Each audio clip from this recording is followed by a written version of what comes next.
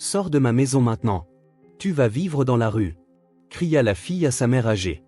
Des années plus tard, elle fut choquée lorsque sa mère se présenta à sa porte avec une équipe de démolition. Avant de commencer l'histoire, n'oubliez pas de laisser un like et de vous abonner à la chaîne pour voir plus d'histoires comme celle-ci. L'arôme de café fraîchement préparé et de tortillas maison emplissait le manoir des Miller ce dimanche matin à Chicago. Hilary, élégante même en tenue décontractée, installa la table du petit déjeuner dans la véranda, son endroit préféré dans la maison. Le soleil du matin filtrait à travers les vitraux, projetant des ombres dansantes sur la nappe en dentelle blanche, un héritage de sa grand-mère. Alors qu'elle arrangeait chaque détail de la table, elle souriait en pensant à la façon dont sa vie s'était transformée depuis que John avait rejoint la famille, apportant encore plus de joie à sa fille unique, Ashley. Le son des talons d'Ashley résonnait dans le hall en marbre menant à la véranda. Hilary regardait sa fille entrer, impeccable dans sa tenue sociale même un dimanche. Ashley avait hérité de sa détermination pour les affaires, mais aussi de la douceur de son défunt père. Derrière elle, John portait un dossier de documents, son compagnon inséparable même pendant les moments de repos. Hilary admirait l'engagement de son gendre envers l'entreprise familiale, toujours présent dans les décisions importantes de la société de construction qu'elle avait bâtie de zéro. Les murs de la véranda renfermaient les souvenirs de la famille dans des dizaines de photographies. Hilary fit une pause pour observer l'une d'elles en particulier, le jour de la remise des diplômes d'Ashley, lorsqu'elle avait officiellement assumé la vice-présidence de la société de construction. Ce jour-là, Hilary avait senti qu'elle pouvait enfin ralentir son rythme de travail, confiante que sa fille et John prendraient bien soin de l'empire qu'elle avait construit. L'odeur du café est particulièrement aromatique aujourd'hui, maman, commenta Ashley en embrassant la joue de sa mère. Assise à la table, John se servit du café tout en discutant des dernières entreprises de la société de construction. Hilary écoutait attentivement leur plan d'expansion, fier de la rapidité avec laquelle il avait appris le marché immobilier. Son gendre avait un don naturel pour les affaires, en seulement 3 ans de mariage, il avait déjà triplé la valeur de l'entreprise. « Vous avez construit un empire incroyable, Madame Hilary », dit John avec son sourire doux caractéristique. « Et nous allons continuer votre héritage. » Le soleil était déjà plus haut lorsque la gouvernante apporta une nouvelle tournée de café. Hilary se versa une autre tasse tout en regardant sa fille et son gendre discuter avec animation du nouveau projet au centre historique de Chicago. Ashley gesticulait avec enthousiasme, les yeux pétillants en parlant de la préservation architecturale, une passion qu'elle avait héritée de son père. John écoutait attentivement, prenant parfois des notes sur son téléphone. Hilary se retrouvait à penser combien elle avait été bénie après la mort de son mari. Elle craignait de ne pas pouvoir maintenir l'entreprise et élever Ashley seule, mais sa fille était devenue une femme forte et capable, et John était le fils qu'elle n'avait jamais eu. Ensemble, ils formaient la famille dont elle avait toujours rêvé pour sa vieillesse. « Je vais chercher ces documents pour le nouveau projet », dit John en se levant avec son élégance habituelle. L'arôme des fleurs du jardin se mêlait au café tandis qu'Hilary savourait chaque instant de ce matin parfait. Sur la table, les assiettes bleues et blanches Taliva, un cadeau de mariage d'Ashley, brillaient sous la lumière du soleil. La gouvernante commença discrètement à débarrasser quelques assiettes, maintenant le rituel du petit déjeuner qui se répétait chaque dimanche. C'est pendant ces moments qu'Hilary sentait le plus fort la présence de son mari, comme s'il était là, fier de la famille qu'ils avaient construite.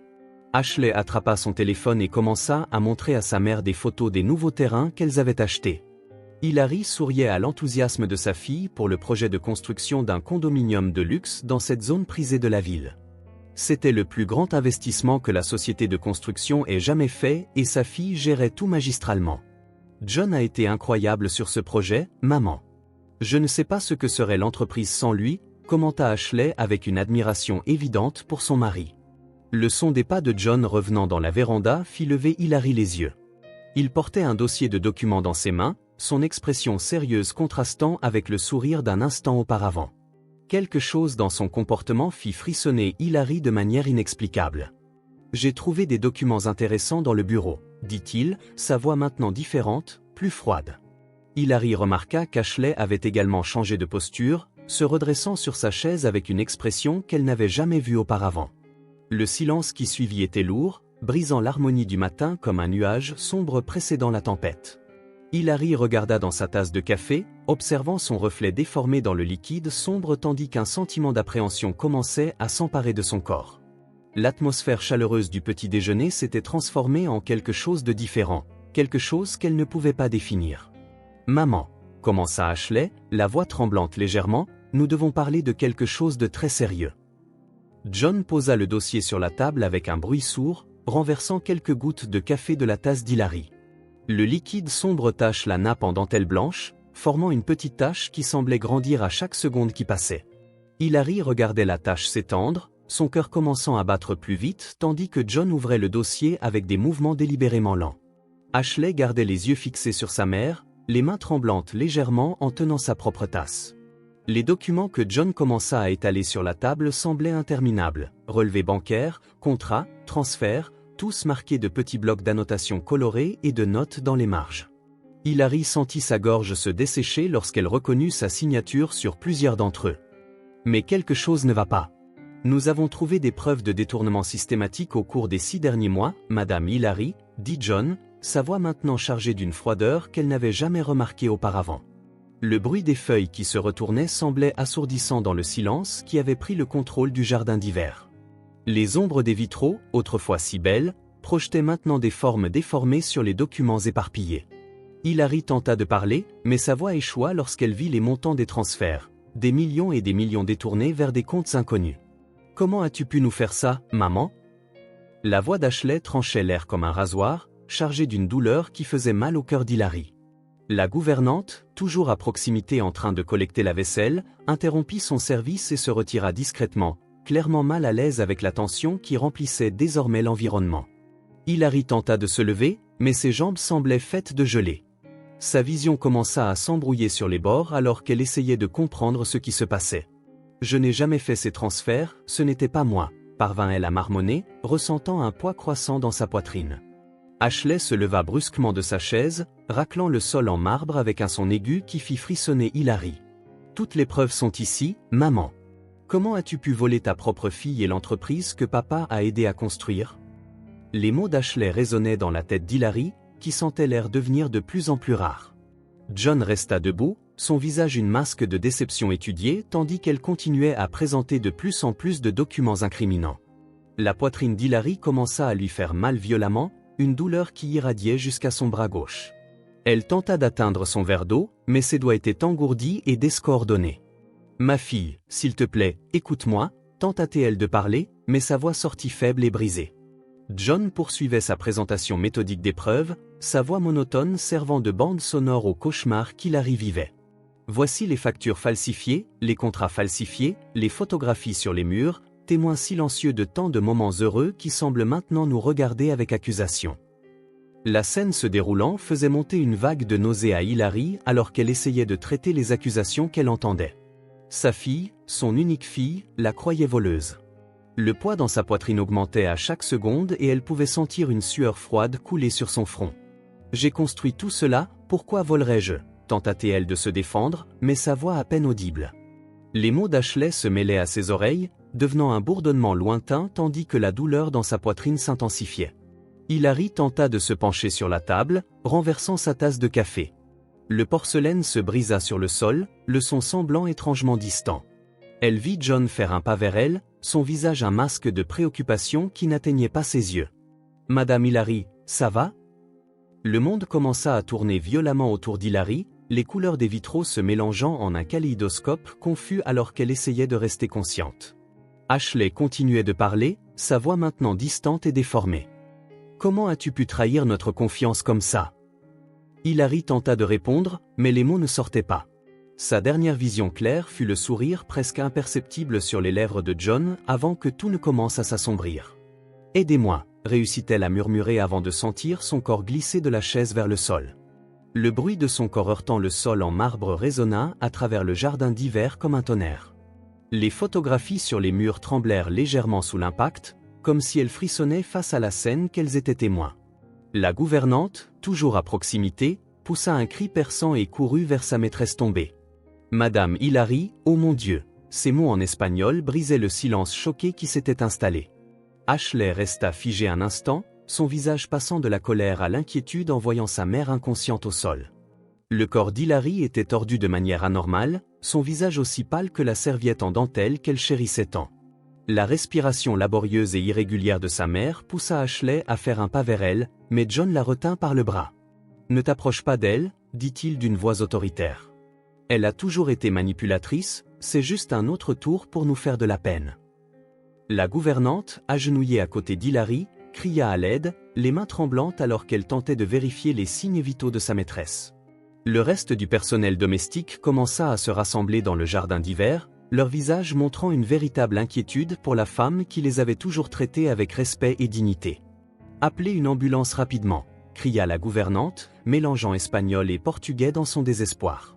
Ashley regardait la scène comme si elle était dans un cauchemar, son cœur divisé entre la colère des trahisons présumées et l'amour inconditionnel d'une fille.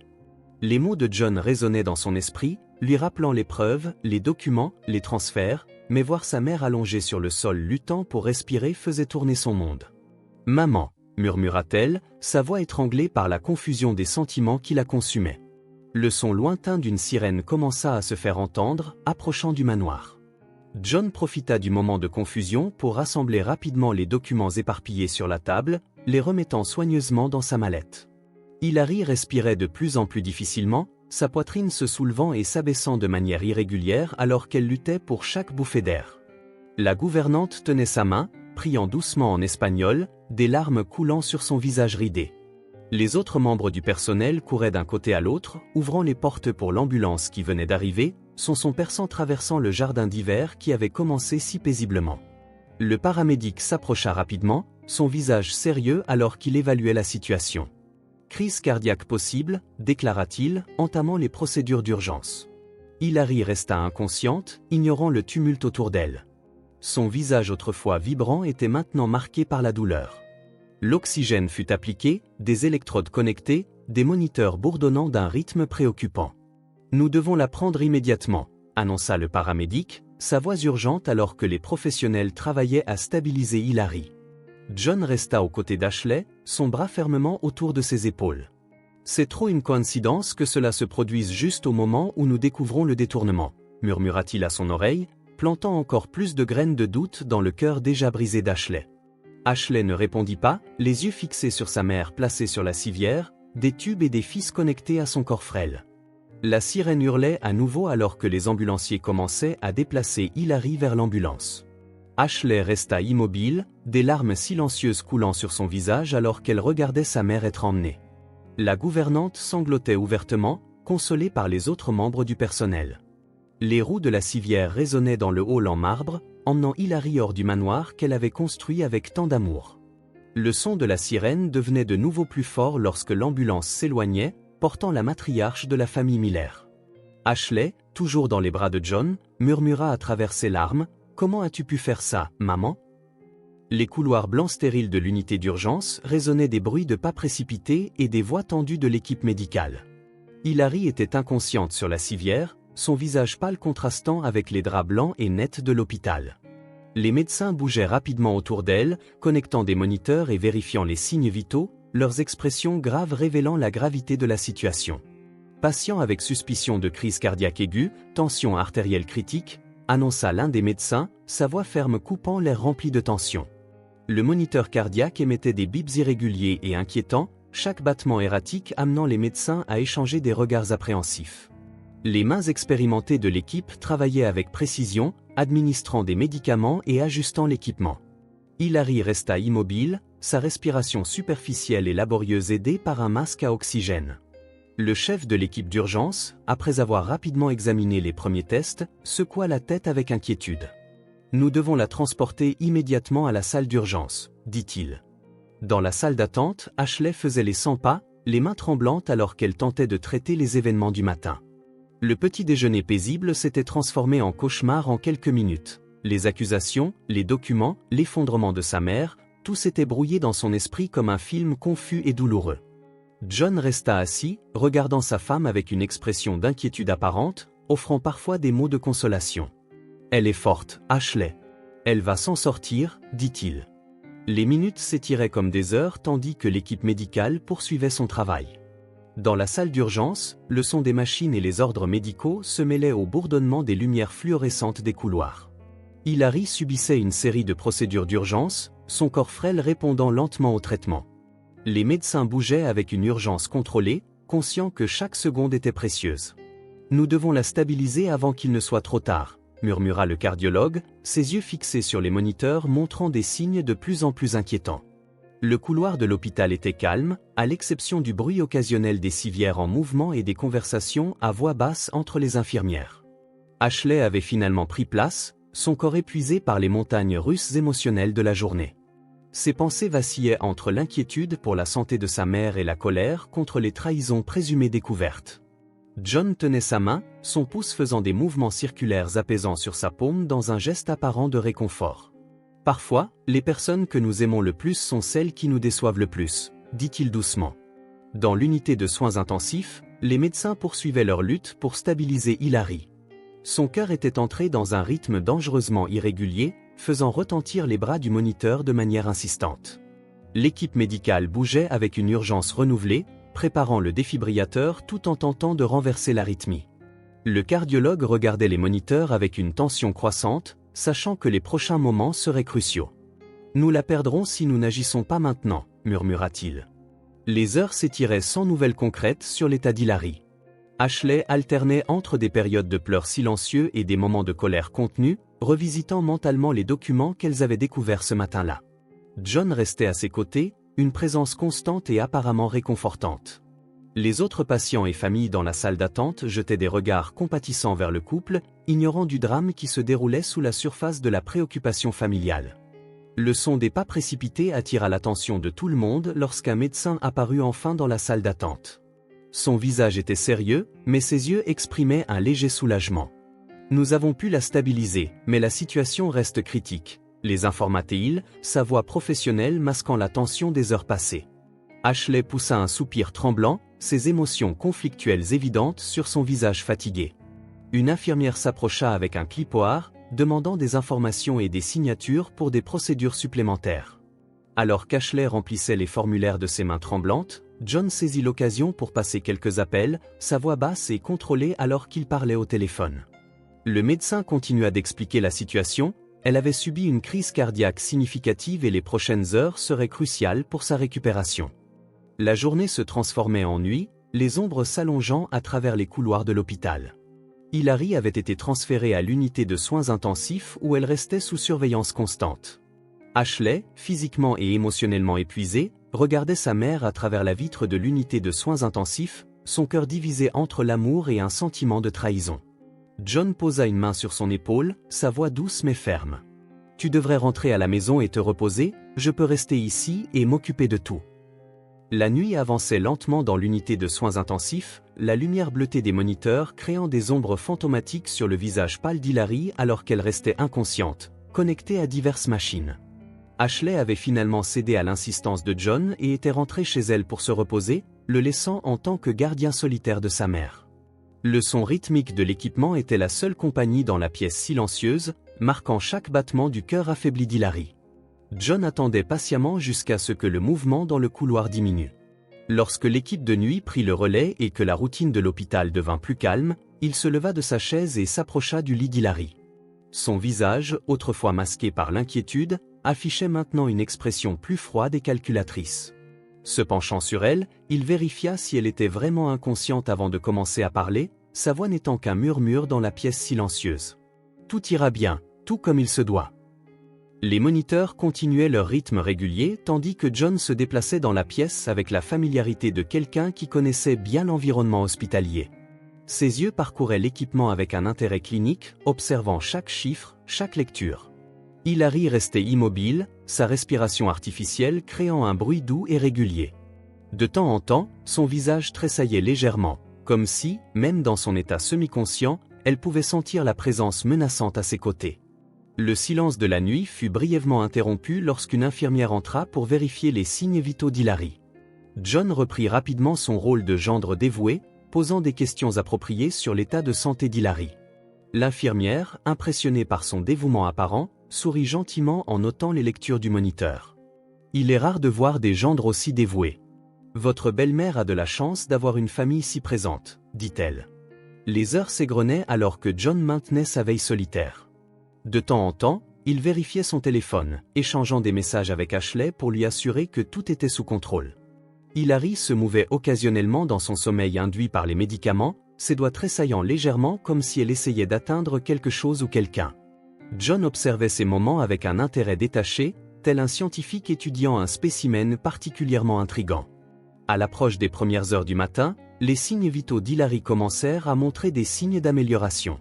Sa respiration devint plus régulière et les chiffres sur les moniteurs indiquaient une stabilisation progressive. John observait cette récupération avec une expression impénétrable, ses yeux fixés sur les graphiques montrant son cœur retrouvant de la force. L'infirmière lors de ses rondes commenta joyeusement les progrès, elle est une battante, plus forte qu'elle en a l'air.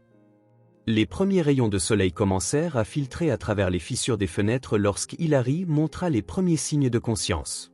Ses yeux bougèrent sous les paupières fermées et ses doigts commencèrent à tressaillir plus fréquemment. John s'approcha à nouveau du lit, sa présence comme une ombre au-dessus d'elle alors qu'il observait ses mouvements croissants. Son visage prit une expression de détermination froide. Le matin apporta une nouvelle équipe médicale et plus de mouvements dans les couloirs de l'hôpital. Hilary répondait de mieux en mieux au traitement, sa force vitale déterminée à défier les attentes. John maintenait sa position au chevet, mais maintenant sa présence semblait plus menaçante que protectrice. Chaque signe de sa récupération ajoutait une nouvelle couche de tension à sa posture. Le médecin responsable fit ses rondes matinales, exprimant sa satisfaction quant à la surprenante récupération d'Hilary alors qu'il expliquait les prochaines étapes du traitement. John écoutait attentivement, prenant des notes mentales. Le pronostic positif ne semblait pas le satisfaire complètement, bien que son visage gardât l'expression appropriée de soulagement. C'est bien qu'elle s'améliore, mais il faudra encore du temps avant qu'elle soit assez forte pour rentrer à la maison, n'est-ce pas? Ashley arriva à l'hôpital peu après l'aube, les cernes sous ses yeux trahissant une nuit sans sommeil. Elle trouva John exactement où elle l'avait laissé, apparemment sans s'être déplacé de toute la nuit. Il la salua avec une étreinte protectrice, murmurant des mots de réconfort à son oreille. Hilary, toujours sédatée mais plus stable, restait inconsciente, ignorant l'activité autour d'elle. Le moniteur cardiaque maintenait son rythme régulier, chaque battement semblant plus fort que le précédent, comme si son cœur était déterminé à survivre contre toute attente. La récupération d'Hilary progressait de manière surprenante au cours des semaines suivantes. Sa volonté combinée à des soins médicaux intensifs lui permettait de récupérer plus rapidement que prévu. Les médecins, impressionnés par sa résilience, commencèrent à parler de la sortie de l'hôpital.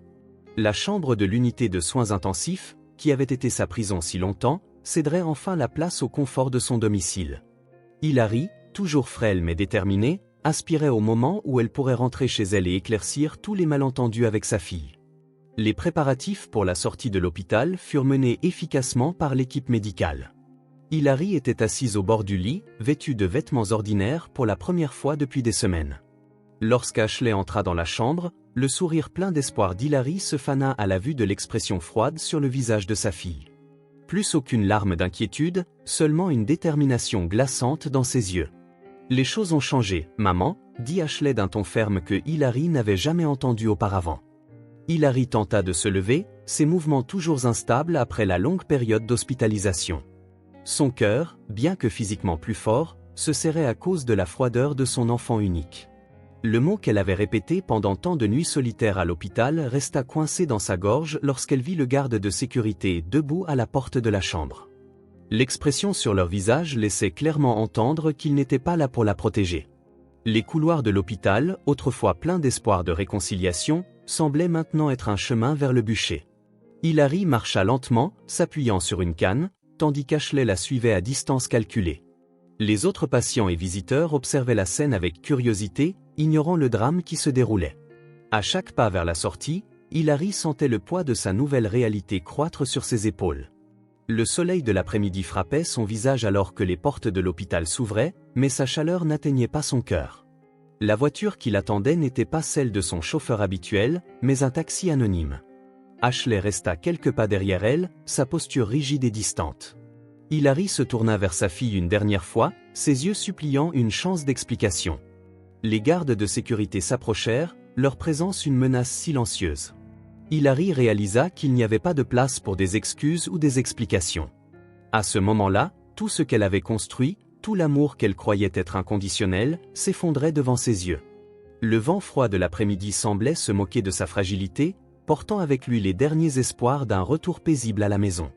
Les mots d'Ashley tranchèrent l'air comme des rasoirs, sors de ma maison maintenant.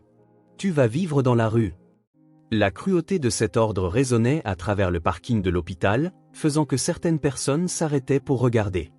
Hilary sentit ses jambes s'affaiblir, la canne tremblant dans sa main. Les gardes de sécurité firent un pas en avant, montrant clairement leur intention de faire respecter l'ordre de leur nouveau patron. Les yeux d'Hilary se remplirent de larmes alors qu'elle regardait la fille qu'elle avait élevée avec tant d'amour orchestrer son expulsion. Le chauffeur de taxi, embarrassé par la scène, garda le moteur allumé, attendant l'issue de ce drame familial. Hilary réalisa qu'elle n'avait pas d'autre choix que de monter dans le taxi sans destination, sans affaires, seulement les vêtements sur son dos. Le son de la porte du taxi se refermant résonna comme un point final à sa vie antérieure. À travers la vitre, Hilary vit sa fille tourner le dos et marcher vers les gardes de sécurité qui l'accompagnèrent de retour au parking. Le taxi commença à bouger, l'éloignant de tout ce qu'elle connaissait et aimait. Le chauffeur, sentant son impuissance, demanda doucement où elle voulait aller. « Maman, je ne sais pas, je n'ai nulle part où aller », répondit Hilary d'une voix tremblante. Le taxi plongea dans le trafic de la ville, transportant avec lui une femme qui, en quelques semaines, avait tout perdu, sa maison, son entreprise et l'amour de sa seule fille. Le ciel commençait à s'éclaircir lorsqu'Hilary se laissa enfin glisser au sol, ses jambes ne soutenant plus son poids. Le béton froid sous elle était un rappel cruel de sa nouvelle réalité. Regardant les premiers signes du matin, elle pensa à toutes les personnes qu'elle avait aidées au fil des années, à tous les contacts qu'elle avait eus. Mais sa fierté, ou peut-être le choc de sa situation, l'empêchait de chercher de l'aide. « Je dois trouver un moyen par moi-même, comme je l'ai toujours fait », pensa-t-elle alors que la ville commençait à s'éveiller pour une nouvelle journée. Le deuxième jour dans les rues commença avec le soleil levant réchauffant le béton humide. Hilary sentait chaque muscle de son corps protester après la nuit inconfortable passée sous la marquise. Ses cheveux, autrefois toujours impeccables, étaient en désordre et ses vêtements froissés trahissaient sa situation. Le mouvement de la ville augmentait progressivement avec des passants pressés qui la croisaient en allant au travail, certains détournant le regard, d'autres lançant des regards désapprobateurs. La faim était devenue une compagne constante, son estomac protestant douloureusement. Hilary rassembla ses forces, s'appuyant sur sa canne, commença à descendre la rue à la recherche d'un endroit familier. Ses jambes étaient encore faibles après son hospitalisation et chaque pas était un effort monumental. Le soleil la punissait maintenant sans pitié, la poussant à chercher de l'ombre pour se reposer fréquemment. Au bout de l'avenue, Hilary reconnut la façade familière d'un restaurant qu'elle fréquentait autrefois. Son cœur s'accéléra avec une lueur d'espoir, le propriétaire la connaissait depuis des années, sûrement il l'aiderait avec un repas. Rassemblant ce qui restait de sa dignité, elle ajusta autant que possible ses vêtements froissés et se dirigea vers l'établissement. La climatisation du restaurant la frappa comme un rappel cruel de son confort perdu. Les clients bien habillés interrompirent momentanément leur conversation pour l'observer. Le maître d'hôtel qui, si souvent, avait sorti sa chaise et recommandé des vins, la regardait maintenant avec un mélange de reconnaissance et d'embarras. « Madame Hilary » commença-t-il d'une voix basse et hésitante. « Peut-être vaudrait-il mieux que vous reveniez une autre fois. » Les murmures des clients atteignirent ses oreilles alors qu'elle se tenait à l'entrée du restaurant. « N'est-ce pas cette femme d'affaires dont j'ai entendu parler? Elle a tout perdu. Comment quelqu'un peut-il tomber aussi bas ?» Hilary sentit son visage brûler de honte, mais elle resta ferme, s'appuyant sur sa canne. Le propriétaire du restaurant, alerté par la agitation, s'approcha d'un pas rapide et décisif. « Hilary, s'il te plaît, dit-il d'une voix basse, touchant doucement mais fermement son bras. Tu effraies les clients. Je ne peux pas te laisser rester ici dans cet état. » Les mots la frappèrent comme des gifles, chacun lui rappelant combien de fois elle-même avait été l'une de ces personnes, assises et jugeant les moins fortunés depuis les fenêtres. Le soleil de l'après-midi était encore plus fort lorsqu'Hilary se retrouva de nouveau sur le trottoir, maintenant avec des larmes silencieuses coulant sur son visage. Ses jambes tremblaient sous l'effort de se maintenir debout et la canne semblait de plus en plus lourde dans ses mains. La faim et la soif devenaient insupportables, mais sa fierté avait été trop blessée pour essayer d'entrer dans un autre établissement. Les heures s'égrenaient alors qu'elle errait sans but dans les rues qui avaient autrefois été son territoire. Chaque vitrine de magasin reflétait une image qu'elle reconnaissait à peine comme la sienne. Ses pensées étaient un mélange confus de souvenirs du passé et de la dure réalité du présent. L'épuisement commençait à prendre le dessus sur son corps encore affaibli. À la tombée de la nuit, la température commença à redescendre à nouveau. Hilary trouva un banc de parc partiellement protégé par un grand arbre. Son corps faisait mal à des endroits qu'elle ne savait même pas pouvoir faire mal et son esprit était engourdi par la fatigue et la faim. Les passants étaient maintenant des flous dans sa vision trouble. Une forte dizziness la fit s'accrocher plus fermement au banc. Le monde tournait autour d'elle et elle pouvait sentir sa force s'échapper rapidement. Sa vision commençait à s'assombrir sur les bords et elle réalisa qu'elle était sur le point de s'évanouir. Dans ses derniers moments de conscience, elle entendit une voix familière l'appeler par son nom, mais cela semblait trop lointain pour être réel. Le monde tournait au ralenti alors que Hilary luttait pour rester consciente. Les gens passaient comme des ombres indéfinies, leurs voix se fondant dans un bourdonnement lointain. Le banc de parc, son seul soutien à ce moment-là, semblait fondre sous elle. Son corps épuisé, la faim, la fatigue et la déshydratation prenaient finalement le dessus après 2 jours dans les rues. Ses yeux lourds commençaient à se fermer lorsqu'une douce touche sur son épaule la ramena partiellement à la réalité. Elle essaya de concentrer sa vision floue sur la silhouette qui se penchait maintenant sur elle, une silhouette qui semblait vaguement familière. Le délicat parfum qui atteignait ses narines éveilla des souvenirs lointains d'une époque où sa vie était complètement différente. Un souffle de surprise et d'inquiétude traversa l'air de l'après-midi. « Hilary, mon Dieu, qu'est-ce qu'on t'a fait ?» La voix était inimitable, Margaret Smith, son ancienne partenaire des premiers jours de la société de construction. Hilary essaya de répondre, mais ses mots sortirent comme un murmure inaudible, sa force complètement épuisée. Margaret, ou Margar comme on l'appelait, prit immédiatement le contrôle de la situation avec l'aide de son chauffeur qui l'accompagnait. Elle commença à soulever Hilary du banc. La touche douce sur ses bras était le premier geste d'affection qu'elle recevait depuis des jours et des larmes silencieuses commencèrent à couler sur son visage marqué par la fatigue. Le ciel commençait à s'assombrir alors que Margar essayait d'aider Hilary à se lever. Les quelques personnes encore présentes dans le parc regardaient la scène avec curiosité, certaines reconnaissant l'ancienne femme d'affaires célèbre dans son état actuel. Hilary pouvait entendre les murmures et les commentaires, mais maintenant ils semblaient venir de loin. Avec un effort considérable, Margar et son chauffeur réussirent à escorter Hilary, qui pouvait à peine se tenir debout, son corps encore affaibli par l'hospitalisation et débilité par des jours passés dans les rues, ne répondait plus à ses commandes. La canne tomba au sol avec un bruit sourd, le son résonnant dans la place presque vide.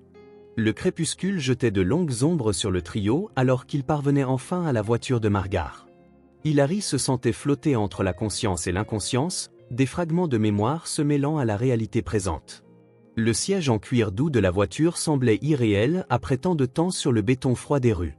Margar tenait fermement la main de Hilary alors que le chauffeur conduisait. Sa voix était douce mais déterminée. « Je t'emmène chez moi, tu as besoin de soins urgents. » Hilary voulait la remercier, voulait expliquer tout ce qui s'était passé, mais sa force avait été complètement épuisée. Dans ses derniers moments de conscience, Hilary entendit Margar parler au téléphone, demandant urgemment un médecin. Le mouvement fluide de la voiture berçait son corps épuisé tandis que les lumières de la ville passaient en flou à travers les vitres teintées. Finalement, après 2 jours de tourments dans les rues, Hilary se permit de se détendre, sachant qu'elle était en sécurité. La dernière chose que Hilary enregistra avant de perdre complètement conscience fut la voix inquiète de Margar disant au médecin « Elle est très faible. »« Docteur, on dirait qu'elle a été dans les rues pendant des jours. » « Oui, c'est elle, Hilary Miller. »« Non, je ne sais pas ce qui s'est passé, mais je vais le découvrir. S'il vous plaît, venez vite. » La chambre d'amis de Margaret Smith était une oasis de confort après les jours de tourments dans les rues. Hilary, maintenant propre et médicamenteuse, était assise dans un fauteuil moelleux près de la fenêtre. Le soleil de l'après-midi filtrait doucement à travers les rideaux de soie, illuminant son visage encore pâle mais déjà en train de se rétablir. Ses mains, autrefois tremblantes de faim et de fatigue, tenaient maintenant une tasse de thé chaud. Margar était assise en face d'elle, ses yeux sombres pleins d'inquiétude alors qu'elle écoutait le récit douloureux de son ami. Des larmes silencieuses coulaient sur le visage de Hilary alors qu'elle narrait les événements qui l'avaient menée à cette situation. Le petit déjeuner fatidique, les accusations, l'attaque cardiaque, l'expulsion de l'hôpital. Chaque mot semblait lui arracher un morceau de son âme. La pièce était silencieuse, à l'exception de la voix étouffée de Hilary et du bruit occasionnel d'une tasse frappant la table basse. Les murs couleur crème semblaient absorber la douleur de chaque mot prononcé tandis que Margar essuyait discrètement ses propres larmes. L'histoire de la trahison d'une fille contre sa propre mère flottait dans l'air comme un nuage dense de tristesse. Hilary fit une pause dans son récit, ses mains serrant fermement la tasse alors qu'elle essayait de contrôler l'émotion qui menaçait de la submerger complètement. Margar saisit l'occasion pour se lever et ouvrir les rideaux plus largement, laissant entrer plus de lumière. Ce geste simple semblait tenter d'apporter une lueur d'espoir dans cette conversation sombre. Les heures passaient alors que Hilary continuait son récit, chaque détail douloureux étant partagé avec son ancien ami et partenaire d'affaires. Margar écoutait attentivement, son visage alternant entre des expressions de choc et d'indignation. Le personnel de maison entrait de temps en temps pour apporter plus de thé ou de petites collations, leur présence discrète comme des ombres silencieuses. Le soleil commençait à se coucher lorsqu'Hilary termina enfin son histoire, son visage marqué par la fatigue émotionnelle de revivre chaque moment de ce cauchemar. Margar resta silencieuse pendant quelques instants, traitant tout ce qu'elle venait d'entendre. Les tic-tac de l'horloge murale marquaient les 10 secondes qui suivirent. C'est Margar qui brisa le silence, sa voix calme mais déterminée. « Hilary, tu dois parler à John. Il a toujours semblé si dévoué à la famille, si proche de toi. Peut-être qu'il peut aider Ashley à comprendre qu'il y a quelque chose de faux dans toute cette histoire. » Hilary leva les yeux, une petite étincelle d'espoir s'allumant dans son regard fatigué. La suggestion de Margaret avait du sens. John avait toujours été le refuge sûr de la famille, le gendre parfait que toute belle-mère rêvait d'avoir. Hilary se souvenait de la façon dont il l'avait toujours traité avec respect et affection, de la manière dont il semblait sincèrement préoccupé par son bien-être. Peut-être pouvait-il être le pont pour retrouver sa fille. Le plan commença à prendre forme alors que les deux femmes parlaient. Margar insista pour que Hilary essaie un dernier contact avec la famille par l'intermédiaire de John. Il a toujours été raisonnable, argumenta Margar, peut-être à l'écart de l'influence immédiate d'Ashley, il peut voir la situation plus clairement. La nuit était tombée lorsqu'Hilary accepta enfin le plan. Le lendemain, elle irait à son ancienne maison, essayerait de parler à John, ferait un dernier effort pour clarifier toute la situation. Margar serra sa main en signe de soutien et d'encouragement. « Tout va s'arranger, mon ami, tu verras. » Le matin suivant se leva clair et froid lorsqu'Hilary arriva à son ancienne demeure. Le chauffeur de Margar la déposa près de la grille principale où elle entrait et sortait si souvent en tant que propriétaire de cet endroit. Se tenant maintenant sur le trottoir, elle se sentait comme une étrangère observant sa propre vie à travers une fenêtre. Les agents de sécurité la reconnurent immédiatement, leur visage montrant un mélange de surprise et d'embarras. Hilary maintenait une posture droite, vêtue de vêtements empruntés à Margar, essayant de rassembler la dignité qui lui restait. « Je dois parler avec Monsieur John », dit-elle, sa voix plus stable que son cœur battant la chamade ne le suggérait. De longues minutes s'écoulèrent alors que les gardes prenaient contact par radio. Hilary pouvait voir des mouvements à travers les portails, le personnel se dépêchant et lançant des regards furtifs dans sa direction.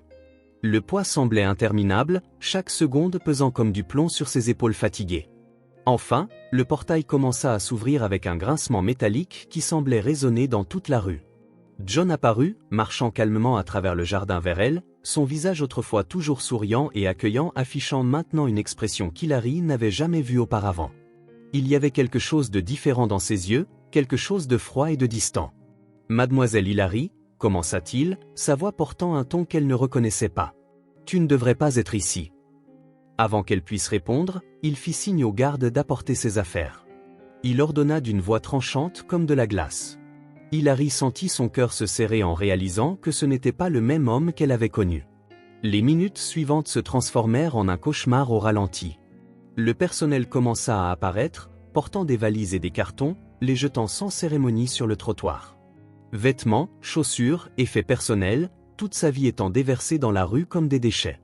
Hilary regardait, paralysée, alors que ses souvenirs se dispersaient sur le sol. John supervisait tout avec une froideur calculée, ordonnant parfois de se dépêcher.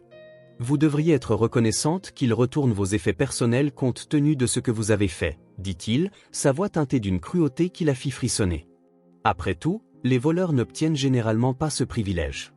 Des larmes commencèrent à couler sur le visage de Hilary alors qu'elle se baissait pour ramasser ses affaires du sol. Des robes coûteuses qui remplissaient autrefois son placard avec élégance gisaient maintenant souillées et froissées sur le trottoir. Des photos de famille débordaient de cartons mal fermés, se dispersant comme des feuilles dans le vent. Certains voisins commencèrent à apparaître à leurs fenêtres attirés par le bruit et la confusion. Hilary pouvait entendre les murmures, regarde les téléphones portables pointés dans sa direction, ressent le poids des regards curieux et jugements. Son humiliation se transformait en un spectacle public. Le soleil était déjà haut lorsque le dernier carton fut vidé. Exhaustie et humiliée, elle essaya d'organiser ses affaires en pile quelque peu digne. John observait tout depuis l'entrée, sa présence une ombre menaçante sur la scène. « Ne reviens plus ici », dit-il finalement, sa voix portant une autorité qui semblait se moquer de tout le respect qu'il avait autrefois montré. Le moment où le portail se ferma pour la dernière fois sonna comme une sentence finale pour Hilary. Elle resta là, au milieu de ses affaires éparpillées, sentant le poids du regard curieux de chaque voisin, chaque murmure à peine dissimulé. Une robe bleue, sa préférée pour les occasions spéciales, gisait dans la flaque formée par les arroseurs de jardin. Avec des mains tremblantes, Hilary commença à rassembler ses souvenirs du sol. Chaque objet semblait raconter une histoire différente de son ancienne vie. Le cadre photo avec la première journée d'école d'Ashley, le broche que son mari lui avait offert lors de leur dernier anniversaire ensemble, les lettres d'amour qu'elles s'étaient échangées pendant leur relation. Tout était maintenant taché par la poussière du trottoir. Les gardes restaient postés, observant chacun de ses mouvements comme si elle était une criminelle sur le point de commettre un crime. Hilary pouvait sentir leur malaise, c'étaient les mêmes hommes qui l'avaient traitée avec respect et déférence pendant des années, maintenant ils évitaient son regard comme si la honte était partagée. Le soleil de midi la punissait sans pitié alors qu'elle continuait sa tâche humiliante, son dos douloureux de se pencher à plusieurs reprises et son cœur encore fragile protestant à chaque mouvement. Une vieille dame passant par là s'arrêta pour l'aider, mais fut rapidement repoussée par l'un des gardes. Hilary trouva un vieux sac de voyage parmi ses affaires et commença à y ranger ce qu'elle pouvait. Ses mains tremblaient tellement qu'elle pouvait à peine le fermer. Chaque vêtement plié, chaque objet rangé était comme revivre la perte de sa dignité une fois de plus. La sueur coulait sur son visage, se mêlant aux larmes silencieuses. Le chauffeur de Margar, qui avait observé discrètement de loin, s'approcha pour aider. Ensemble, ils organisèrent ce qui pouvait être transporté pour le moment, le reste devrait être laissé derrière, une autre perte ajoutée à tant d'autres. Hilary sentait que chaque objet abandonné sur le trottoir était un morceau de sa vie arraché. Lorsqu'ils eurent finalement fini de rassembler ce qu'ils pouvaient, Hilary se leva avec difficulté. Ses jambes pouvaient à peine la soutenir après des heures d'humiliation sous le soleil. Elle jeta un dernier regard à sa maison, aux fenêtres où elle avait si souvent regardé le coucher du soleil, au jardin où elle avait joué avec Ashley. Tout semblait maintenant appartenir à un rêve lointain. C'est à ce moment-là, en regardant sa vie réduite à quelques sacs sur le trottoir, que Hilary sentit quelque chose s'éveiller en elle. Ce n'était ni la colère ni la tristesse, c'était une détermination qu'elle connaissait bien, la même qui avait autrefois construit son empire. Redressant ses épaules même si son corps protestait, elle ramassa la dernière robe du sol. Les gens qui observaient la scène virent quelque chose changer dans le comportement de cette femme. Hilary Miller, la femme d'affaires qui avait construit un empire à partir de rien, leva la tête, d'une voix suffisamment claire pour que tout le monde l'entende, prononça les mots qui marqueraient le début de sa reconstruction, « Je vais découvrir la vérité et je me relèverai, comme je l'ai toujours fait dans ma vie. » Le chauffeur ouvrit la portière de la voiture alors qu'Hilary marchait vers lui, laissant derrière elle non seulement des objets mais aussi la dernière illusion de la vie qu'elle avait perdue. La détermination dans ses yeux contrastait avec les larmes qui marquaient encore son visage, un témoignage silencieux que parfois, il faut tout perdre pour trouver la force de recommencer. Le soleil se couchait sur la maison élégante de Margaret Smith, peignant le ciel de tons orange et rose qui semblaient ironiquement festifs pour une journée si sombre. Hilary était assise dans la bibliothèque, une pièce confortable avec des étagères en acajou du sol au plafond. Les sacs qu'elle avait réussi à sauver de son ancienne vie étaient discrètement empilés dans un coin, témoin silencieux de son humiliation. Margar servait son amie une tasse de thé, la regardant avec inquiétude alors que les mains tremblantes de Hilary tenaient la porcelaine fine. Le doux arôme de jasmin remplissait l'air, tentant en vain d'apaiser ses nerfs frisés. Hilary venait de raconter les événements dégradants de ce matin-là, chaque mot semblant drainer ce peu de force qui lui restait. La bibliothèque, avec ses livres anciens et son mobilier classique, créait une atmosphère de sécurité qui contrastait fortement avec la violence émotionnelle que Hilary venait de vivre. Les rideaux de soie se balançaient doucement dans la brise de l'après-midi, portant le parfum du jardin. C'était une scène qui lui rappelait tellement sa vie passée que la conscience de sa situation actuelle était d'autant plus douloureuse. Margar brisa le silence contemplatif qui s'était installé. « Hilary, tu as toujours été plus qu'une partenaire pour moi. C'est toi qui m'as donné la première opportunité quand personne d'autre ne croyait en moi. » Sa voix portait le poids des souvenirs partagés d'une amitié forgée à travers des années de réussite et de défis mutuels. L'horloge antique sur le mur marquait les heures avec sa cadence régulière, rappelant que le temps ne s'arrêtait pas même lorsque la vie semblait s'effondrer. Hilary regarda le liquide ambré dans sa tasse, voyant en lui le reflet déformé de son visage fatigué. Les dernières semaines avaient laissé des marques profondes, non seulement sur son âme mais aussi sur son apparence toujours soigneusement soignée. La nuit commençait à approcher lorsque Margar se leva de son fauteuil et se dirigea vers un vieux bureau en chêne avec des mouvements délibérés. Elle récupéra un dossier de documents dans l'un des tiroirs. Ses pas étaient fermes alors qu'elle retournait s'asseoir, plaçant le dossier sur la table basse avec un but clair dans ses gestes. Le silence entre les deux femmes était confortable, chargé des années de compréhension et de respect mutuel. Hilary pouvait sentir que son amie formulait quelque chose dans son esprit, pesant les mots et considérant les possibilités. C'était un trait qu'elle avait toujours admiré chez Margar, sa capacité à penser stratégiquement même dans les moments les plus difficiles. Les ombres s'allongeaient dans la bibliothèque à mesure que la journée touchait à sa fin, créant des motifs intéressants sur les étagères. Hilary s'ajusta dans son fauteuil, sentant le poids de la journée sur ses épaules fatiguées. Son esprit était encore rempli d'images de ses vêtements éparpillés sur le trottoir, mais quelque chose dans la posture de Margar commençait à éveiller sa curiosité. Le moment semblait suspendu dans le temps lorsque Margar ouvrit enfin le dossier sur la table. Des documents, des plans et des projets remplissaient les pages, tous soigneusement organisés.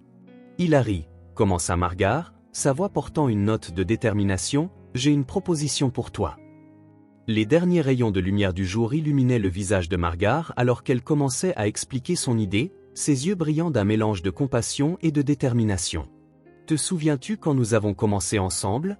Peut-être est-il temps de reconstruire quelque chose de nouveau. Encore une fois, je prévois d'ouvrir une nouvelle société de construction. » Margar révéla en étalant les documents sur la table basse. Des plans architecturaux, des études de faisabilité et des projections financières formaient une mosaïque de possibilités devant les yeux de Hilary. « Et je veux que tu sois de nouveau ma partenaire », les mots flottaient dans l'air de la bibliothèque comme une offre de salut. Hilary sentit son cœur s'accélérer, un mélange confus d'émotions prenant possession de sa poitrine. Elle fixa les documents, ses mains se déplaçant instinctivement pour les organiser de manière plus systématique, une habitude acquise au fil des années de gestion de projet. « Margar, je n'ai rien à investir. J'ai tout perdu, » dit-elle, sa voix vacillant sur le dernier mot. Margar se pencha en avant, ses yeux rencontrant ceux de son amie avec intensité. « Tu as quelque chose de bien plus précieux que de l'argent. Hilary, tu as de l'expérience, des connaissances, et surtout, tu as la confiance du marché. Ton nom signifie encore beaucoup dans ce métier. » Elle fit une pause, observant la réaction de son amie. « Le capital initial sera à moi, mais j'ai besoin que tu fasses fonctionner cela. » Le silence qui suivit était lourd de possibilités et de peur. Hilary se leva de son fauteuil et marcha jusqu'à la fenêtre, regardant le jardin maintenant baigné dans le crépuscule. Ses pensées étaient un tourbillon de doutes. « Je ne sais pas si j'ai la force de recommencer, Margar. »« Non, après tout ce qui s'est passé, » rétorqua-t-elle. Le dossier de documents restait ouvert sur la table, appelant comme un chant de sirène. Margar continua, « J'ai 3 sites prêts pour un développement immédiat. Le marché est chaud dans cette zone et avec ton expertise en projet résidentiel. » Elle fut interrompue par le geste abrupt d'Hilary. « Et si j'échoue à nouveau ?» La voix d'Hilary tremblait. « Et si je ne suis plus capable ? J'ai perdu mon entreprise, ma fille, ma maison. » Les larmes menaçaient de revenir, mais elle les retint de force. Margar se leva et s'approcha de son amie, posant une main sur son épaule. Le reflet des deux femmes dans la vitre racontait une histoire de résilience. « Tu as construit un empire à partir de rien, une fois tu l'as fait seul après le décès de ton mari, si tu as pu le faire avant, tu peux le refaire à nouveau. » La conviction dans la voix de Margar était presque tangible. Une brise nocturne s'insinua par la fenêtre, faisant doucement bruisser les rideaux. Hilary ferma les yeux un instant, laissant les souvenirs de ses réalisations passées affluer dans son esprit. Chaque bâtiment érigé, chaque projet complété, chaque obstacle surmonté faisait partie d'un voyage qu'elle connaissait bien. L'hésitation persistait dans sa voix lorsqu'elle répondit enfin. « Je ne sais pas si je suis prête, Margar. Je dois d'abord comprendre ce qui s'est passé. Je dois découvrir comment ma vie s'est effondrée si rapidement. » Ses mains se serraient, trahissant son anxiété. Margar rassembla calmement les documents, les réorganisant dans le dossier. Son visage montrait de la compréhension mais aussi une détermination inébranlable. « La meilleure façon de comprendre le passé est de te renforcer dans le présent, mon ami. Et c'est exactement ce que je t'offre, une chance de te relever à nouveau. Hilary resta silencieuse pendant de longs moments, ses yeux parcourant la bibliothèque qui servait maintenant de refuge temporaire. Les mots de Margar résonnaient dans son esprit, se mêlant aux souvenirs des jours traumatisants passés. Le tic-tac de l'horloge antique marquait le temps, lui rappelant que la vie continuait malgré ses hésitations. Quelque chose commença à changer dans son expression alors qu'elle examinait les documents sur la table une fois de plus. Ses doigts, autrefois tremblants, glissaient maintenant fermement sur les plans et les projets. Des années d'expérience émergeaient instinctivement alors qu'elle analysait chaque détail, chaque chiffre, chaque possibilité présentée par les papiers. Margar observait la transformation avec un sourire discret. C'était comme regarder un phénix renaître de ses cendres, lentement mais avec une force intérieure indéniable. Hilary commença à prendre des notes mentales, ses yeux retrouvant l'éclat qu'ils avaient longtemps perdu. « Ce terrain, murmura-t-elle en pointant l'un des plans, a le potentiel pour un condominium vertical. » Le silence de la nuit n'était brisé que par le doux bruit du crayon glissant sur le papier alors qu'Hilary faisait des annotations dans les marges des documents. Ses mouvements devenaient plus confiants, plus précis, comme si chaque chiffre calculé, chaque observation faite reconstruisait non seulement un projet mais aussi sa propre confiance. Soudain, Hilary se leva, son visage affichant une expression différente, non plus de défaite mais de détermination. Elle retourna à la fenêtre, mais cette fois, son reflet montrait une femme transformée. « J'accepte, dit-elle, sa voix ferme pour la première fois depuis des semaines, mais avec une condition. » Margar attendit en silence tandis qu'Hilary se tournait pour la regarder. La lumière de la lampe projetait des ombres dramatiques sur son visage alors qu'elle continuait. « Lorsque je me relèverai, je découvrirai ce que cet homme a fait à ma fille. » Ses mains trouvèrent une vieille photographie sur la table, une image du jour du mariage d'Ashley. Avec des mouvements délibérés, Hilary déchira la photographie en deux, séparant l'image souriante de son gendre du reste de la famille. Le son du papier déchiré résonna dans la bibliothèque comme une promesse silencieuse. La moitié avec John tomba lentement dans la poubelle tandis qu'elle gardait l'autre partie où elle et sa fille souriaient dans son sac à main. Margar étendit sa main, offrant à Hilary un stylo pour signer les documents de partenariat. Le moment semblait chargé de sens alors que les deux amis se serraient la main, scellant non seulement un accord d'affaires mais aussi une promesse de nouveau départ.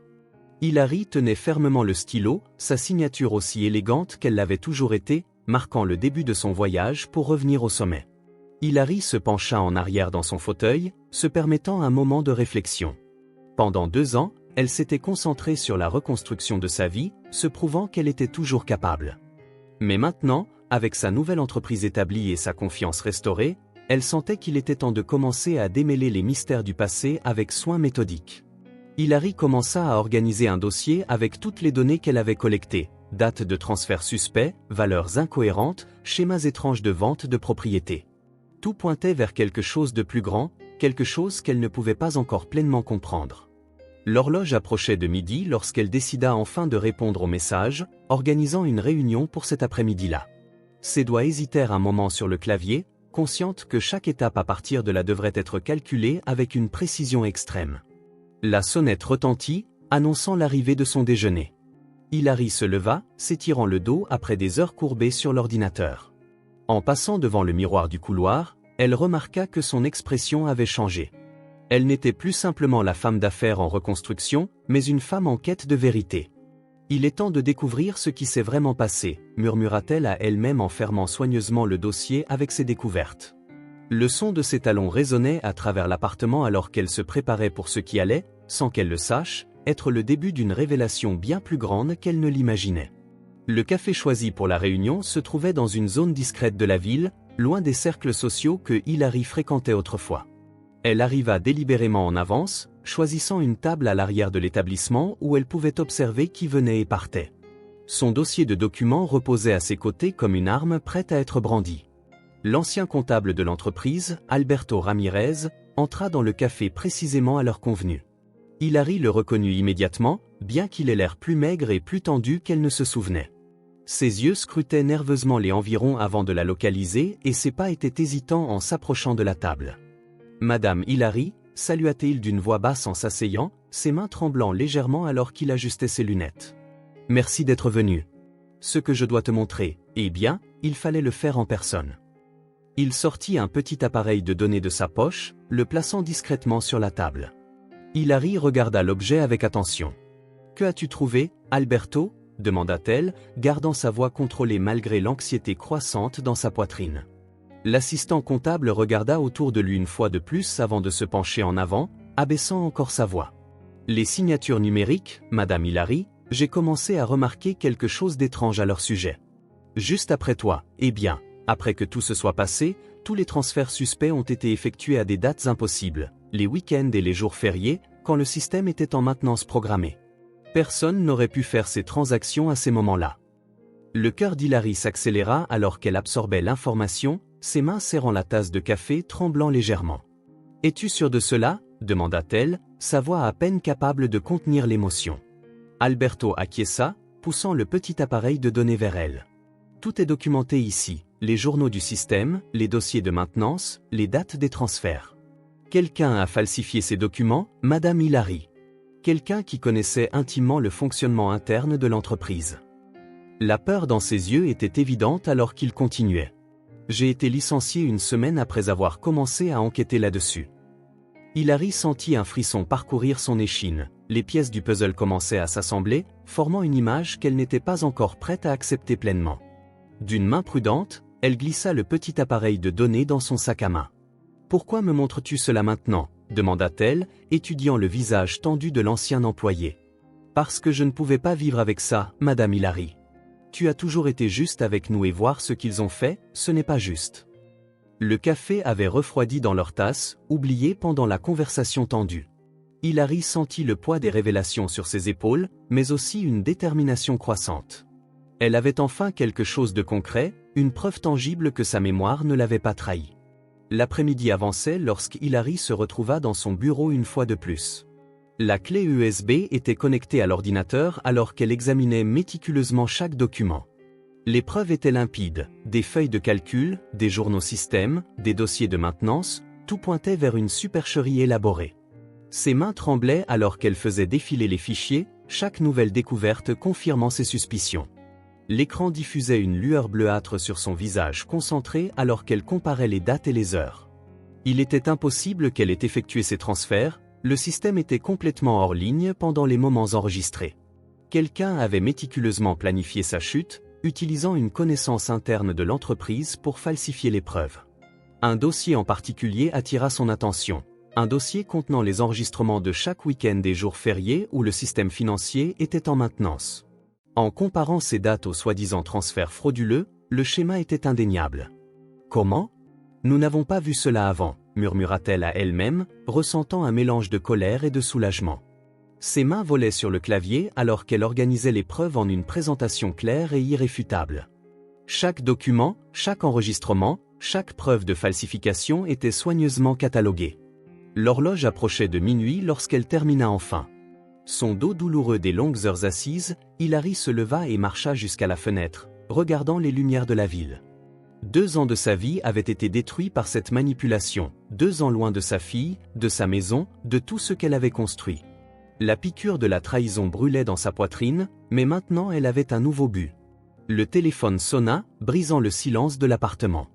C'était Alberto, sa voix tendue de l'autre côté de la ligne. « Madame Hilary, il y a quelque chose d'autre que je dois te dire.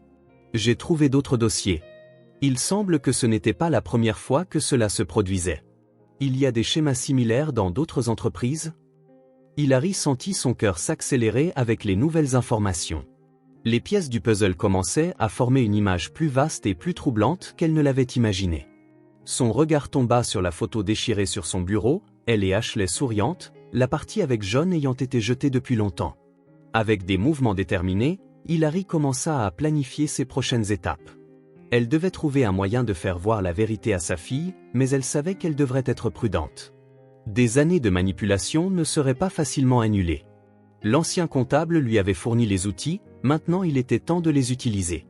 Le moniteur brillait encore avec les preuves lorsqu'elle éteignit finalement l'ordinateur. Demain serait un nouveau jour, le premier de sa véritable revanche. Ce ne serait pas une revanche née de la haine, mais de la justice, du besoin de révéler la vérité et de retrouver sa fille. Le petit restaurant était presque vide à 7 heures de l'après-midi. Alberto Ramirez avait choisi délibérément un endroit discret, loin des regards indiscrets et des langues indiscrètes qui pourraient diffuser les informations. Il apporta ses documents, ses doigts tremblant légèrement alors qu'il faisait tourbillonner la tasse de café à peine touchée.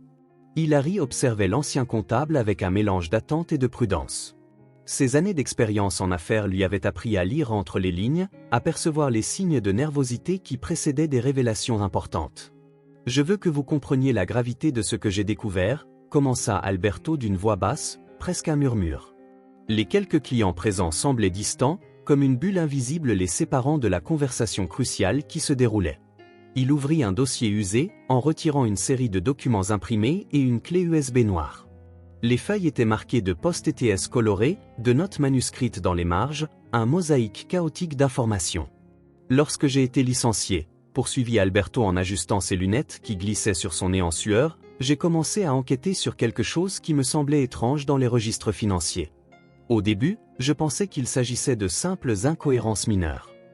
Hilary se pencha en avant, sa respiration presque imperceptible retenait chaque mouvement qu'Alberto faisait, semblant porter le poids d'un secret longtemps gardé. « Les transferts qui vous étaient attribués, glissa-t-il en faisant passer une feuille imprimée sur la table, étaient tous effectués à des jours et des heures impossibles, les week-ends, les jours fériés, des moments où le système était complètement hors ligne pour maintenance. » Les doigts d'Hilary parcoururent le tableau, ses yeux se plissèrent en analysant chaque chiffre, chaque date. Des années d'expérience financière lui permettaient de voir au-delà des simples données. Elle voyait des motifs, des stratégies, c'était pratiquement mathématique. Alberto chuchota, sa main tremblante pointant une colonne spécifique. « Regardez ici, un transfert de 2 millions de dollars effectué à 3h15 un dimanche de Pâques. » Le système était en maintenance complète, aucun terminal opérationnel n'aurait pu générer cette opération. La tasse de café d'Hilary avait été oubliée, le liquide refroidi abandonné sur la table. Chaque mot d'Alberto était comme une pièce de puzzle révélant une image plus vaste et plus troublante. Ce n'était pas qu'une ou deux occurrences. Il continua en déroulant plus de documents, un schéma systématique de falsification. Quelqu'un avec un accès interne au système, une connaissance approfondie des protocoles de sécurité, avait créé une méthode pour falsifier ces transferts. La clé USB noire semblait peser sur la table, un simple objet portant en lui le potentiel de détruire ou de reconstruire des vies entières. Al la poussa discrètement vers Hilary. « Toutes les preuves sont ici, dit-il, sa voix tremblante. Journaux système, dossier de maintenance, signature numérique comparative, c'est impossible que vous ayez effectué ces opérations. » Hilary sentit une chaleur monter dans sa nuque.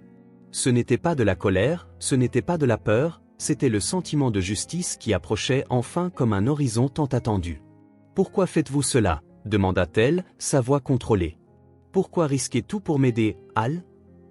Alberto baissa les yeux, ses mains serrant nerveusement une serviette en papier. « Parce que j'ai vu ma propre famille être détruite par des escrocs comme lui. J'ai vu des gens bien perdre tout à cause de manipulateurs sans scrupules. » Un lourd silence envahit le restaurant. Le serveur passa discrètement sans interrompre le moment. Dehors, la vie de Chicago continuait, insouciante de cette conversation qui pourrait tout changer. « Si quelqu'un découvre ce que j'ai dit, » dit-il à Hilary, hésitant, le visage devenant presque pâle. Hilary tendit la main, couvrant celle tremblante de l'ancien comptable. « Vous serez protégé, » promit-elle, sa voix ferme comme de l'acier. « Ma parole a du poids dans cette ville. » L'ancien comptable prit une profonde inspiration comme si un immense poids avait été enlevé de ses épaules. « Madame Hilary, regardez les dates des signatures numériques. Elles ont été faites les week-ends, quand le système était en maintenance. C'est impossible, quelqu'un a falsifié tout cela. » Les mots résonnèrent, remplissant chaque recoin du petit restaurant. Hilary rangea soigneusement la clé USB dans son sac en cuir, ses mouvements précis et calculés. La vérité, enfin, commençait à émerger. Dehors, le soleil de Chicago continuait de briller, témoin silencieux d'un moment qui allait à jamais changer le destin d'une famille.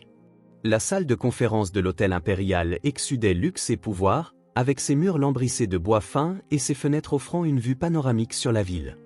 Hilary avait choisi cet endroit stratégiquement, suffisamment neutre pour ne pas éveiller les soupçons, mais élégant pour une réunion d'affaires de haut niveau. Sa présentation était impeccablement organisée sur la table en acajou, chaque document une pièce de puzzle qu'elle avait méticuleusement assemblée. Il restait 15 minutes avant l'heure prévue. Hilary ajusta sa posture dans la chaise en cuir, vérifiant 2 fois les documents devant elle. L'invitation à la réunion avait été envoyée par l'intermédiaire de mandataire, présentée comme une proposition de partenariat entre entreprises de construction.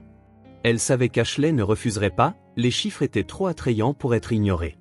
Le reflet dans la vitre montrait une femme différente de celle qui avait été expulsée de sa propre maison il y a 2 ans. Hilary rayonnait maintenant d'une confiance qui venait non seulement du succès de sa nouvelle entreprise, mais de la certitude qu'elle avait enfin toutes les preuves nécessaires.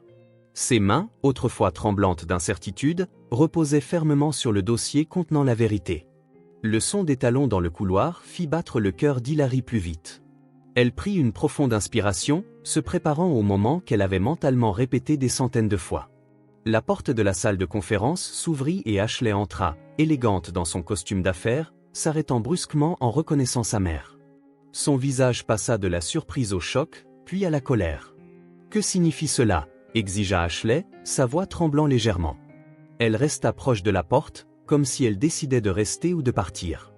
Hilary resta calme, indiquant la chaise en face d'elle. « S'il te plaît, ma fille, 5 minutes c'est tout ce que je demande. Après cela, tu peux partir si tu le souhaites. » Les secondes qui suivirent semblèrent une éternité alors qu'Ashley considérait ses options.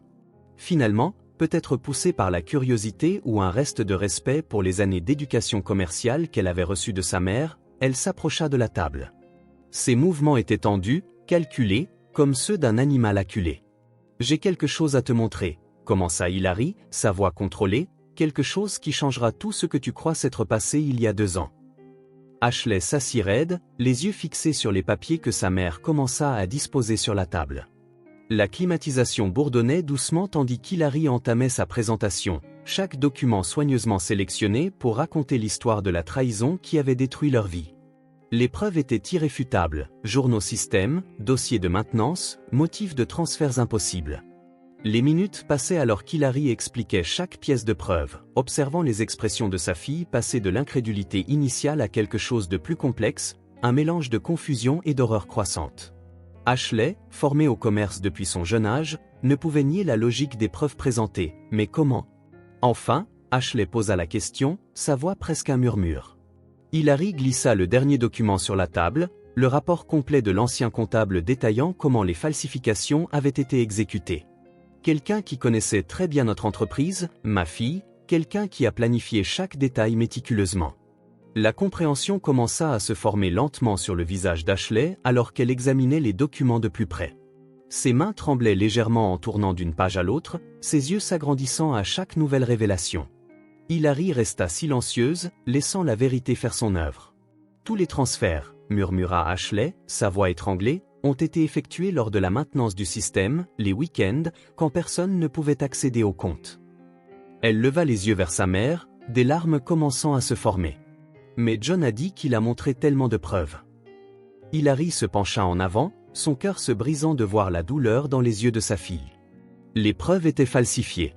Chaque document, chaque transfert, chaque accusation, c'était tout soigneusement forgé pour m'incriminer. Elle glissa un autre document sur la table, des dossiers d'autres entreprises ayant subi des escroqueries similaires. Le bruit des papiers frottants remplit la pièce alors qu'Ashley absorbait chaque nouvelle information, ses mains commençant à trembler plus violemment, faisant tomber quelques papiers par terre. La réalité de la situation s'abattait sur elle comme une avalanche. Non, Ashley secoua la tête brusquement, se levant. Ce ne peut pas être vrai. John m'aime, il m'a aidé quand tu... Sa voix faillit, les mots se perdant dans un sanglot étouffé. Hilary resta assise, laissant sa fille assimiler le choc à sa manière. Les minutes suivantes furent remplies uniquement par le son des sanglots étouffés d'Ashley alors qu'elle faisait maintenant les 100 pas dans la pièce. Les preuves sur la table semblaient crier la vérité qu'elle essayait de nier. Finalement, elle demanda d'une voix brisée, « Pourquoi ferait-il ça ?» Hilary s'approcha lentement de sa fille avec précaution.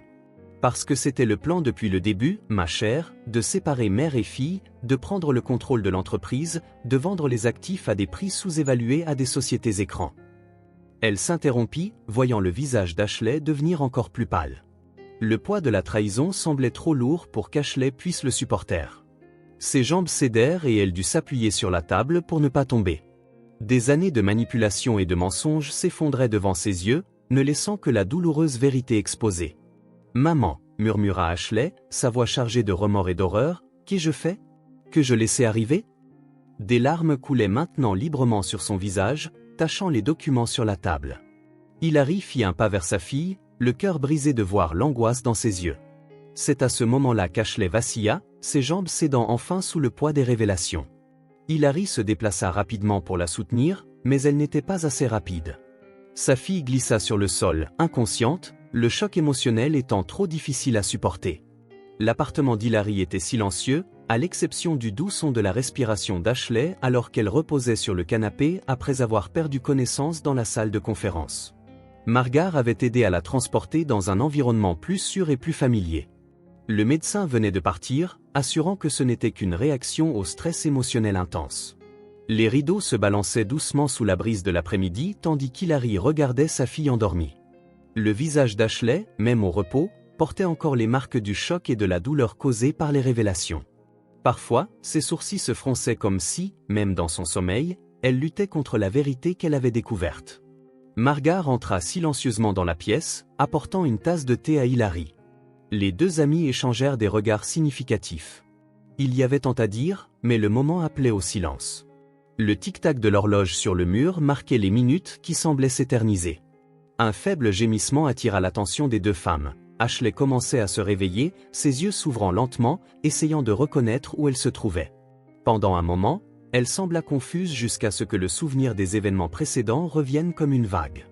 Elle se redressa brusquement, ses yeux rencontrant ceux de sa mère. « Ce n'était pas un cauchemar, n'est-ce pas ?» demanda Ashley, sa voix rauque. Hilary s'approcha, s'asseyant à côté de sa fille. Le silence qui suivit était lourd, chargé d'années de douleur et de regrets. Des larmes commencèrent à couler à nouveau sur le visage d'Ashley, mais cette fois, elles étaient différentes, plus profondes, de profonds remords. « Pardonne-moi, maman », sanglota Ashley en se jetant dans les bras d'Hilary. « Comment ai-je pu être si aveugle? Comment ai-je pu te faire ça ?» Les mots sortirent en sanglots, des années de culpabilité et de manipulation trouvant enfin leur exutoire. Hilary serra sa fille étroitement, ses propres larmes silencieuses mouillant les cheveux d'Ashley. Margar quitta discrètement la pièce, laissant les deux femmes avoir le moment de confidentialité dont elles avaient désespérément besoin. Le son lointain de la circulation urbaine était le seul témoin de cette réconciliation tant attendue. Mère et fille restèrent enlacées, comme si elles tentaient de rattraper tout le temps perdu en un seul instant. Lorsqu'elles se séparèrent enfin, Ashley essuya ses larmes avec le dos de ses mains, son visage marqué par la douleur mais reflétant désormais une détermination grandissante. « Que allons-nous faire maintenant, maman ?» demanda-t-elle, sa voix tremblant encore. La lumière de l'après-midi filtrait à travers les rideaux de l'appartement, créant des motifs dorés sur le plancher en bois. Hilary et Ashley étaient assises face à face, un gouffre de silence et d'émotions inexprimées s'ouvrant entre elles. Des tasses de café refroidies, intactes, sur la table basse, témoins muets du moment de transformation. Ashley avait passé les dernières heures à absorber la vérité. Comment John l'avait manipulé, comment il avait construit une fausse façade élaborée pour détruire sa propre mère. Ses doigts tremblaient légèrement, jouant avec le bord de la tasse, incapable de trouver le repos après tant de révélations. Il l'avait tout planifié. Ashley murmura, sa voix presque inaudible. Chaque document, chaque accusation, c'était tout un mensonge élaboré. Des larmes commençaient à se former dans ses yeux, non pas de tristesse, mais de rage grandissante comme une flamme incontrôlable. Hilary regardait sa fille, voyant la même détermination qui l'avait poussée à bâtir un empire des décennies auparavant naître en ce moment. Ses mains, marquées par des années de travail acharné, trouvèrent les mains jeunes et lisses d'Ashley. « Ce n'était pas seulement pour nous détruire », dit Hilary, sa voix calme mais chargée d'une intensité qui fit frissonner Ashley. « C'était un plan méticuleux pour prendre notre entreprise, nos actifs, nos vies. » Les documents éparpillés sur la table semblaient crier leur vérité. Relevés bancaires, journaux système, témoignages. Chaque papier était une pièce d'un puzzle pervers que John avait construit au fil des ans. Ashley se leva brusquement et marcha jusqu'à la fenêtre. La ville de Chicago s'étendait devant elle, ses bâtiments et ses rues portant les histoires de pouvoir et d'ambition. « Comment n'avons-nous pas vu cela plus tôt ?» demanda-t-elle, son reflet dans la vitre révélant un visage marqué par la douleur et la détermination. Hilary s'approcha, posant une main douce sur l'épaule de sa fille. Les manipulateurs comme John sont des maîtres dans la création d'illusions. Ils construisent la confiance millimètre par millimètre jusqu'à ce que vous ne puissiez plus distinguer la vérité des mensonges. Un lourd silence envahit l'appartement. Dehors, la circulation continuait son mouvement incessant, insouciante du drame familial qui se déroulait à ce moment-là. « Que allons-nous faire ?» demanda enfin Ashley, se tournant vers sa mère, ses yeux brillant d'un mélange de douleur, de colère et d'un désir presque palpable de justice. Hilary prit les mains de sa fille dans les siennes, son regard stable rencontrant celui d'Ashley. La question resta suspendue dans l'air un moment, lourde comme le destin. « S'il pense qu'il va avoir tout ce qui nous appartient, il se trompe, » répondit Hilary, sa voix chargée d'une conviction qui fit frissonner Ashley. « Je lui montrerai ce qu'il va avoir. » Les mots semblaient vibrer dans l'air, portant avec eux le poids des années de trahison et le désir ardent de rétablir la vérité. Ashley sentit un frisson parcourir son échine, non pas de peur, mais d'une émotion semblable à l'excitation. « Comment ?» demanda-t-elle, sa voix maintenant plus stable. Hilary se dirigea vers un dossier en cuir marron, retirant une série de documents soigneusement organisés. « D'abord, nous allons démanteler chaque stratagème qu'il a construit, chaque société écran, chaque transfert suspect. Nous allons tout exposer. » Les yeux d'Ashley parcoururent les documents, son esprit d'affaires commençant déjà à traiter l'information. « Les enregistrements du système que l'ancien comptable nous a donné, c'est plus que suffisant pour une enquête criminelle, pas seulement civile, » affirma Hilary avec un sourire qui n'atteignait pas ses yeux mais qui portait la promesse de rétribution. « Nous allons détruire tout ce qu'il a construit, chaque contrat, chaque partenariat, chaque investissement. » Ashley se pencha sur les documents, sa main traçant des lignes invisibles reliant différentes preuves. « Non seulement il a falsifié des documents contre toi, mais il y a un schéma, d'autres entreprises, d'autres escroqueries. » Exactement. Hilary confirma. « Et maintenant, nous avons des preuves, non seulement pour nous défendre, mais pour l'exposer complètement. » L'après-midi se transformait en soirée, les lumières de la ville créant une mosaïque d'ombre dans l'appartement. Mère et fille restaient côte à côte, unis non seulement par le sang mais par un objectif supérieur. « Il va payer », murmura Ashley, sa voix chargée d'une détermination qui rappelait parfaitement Hilary à ses meilleurs moments. Et là, parmi les documents éparpillés et la ligne d'horizon de Chicago se teintant d'orange et de violet, un plan de vengeance était né.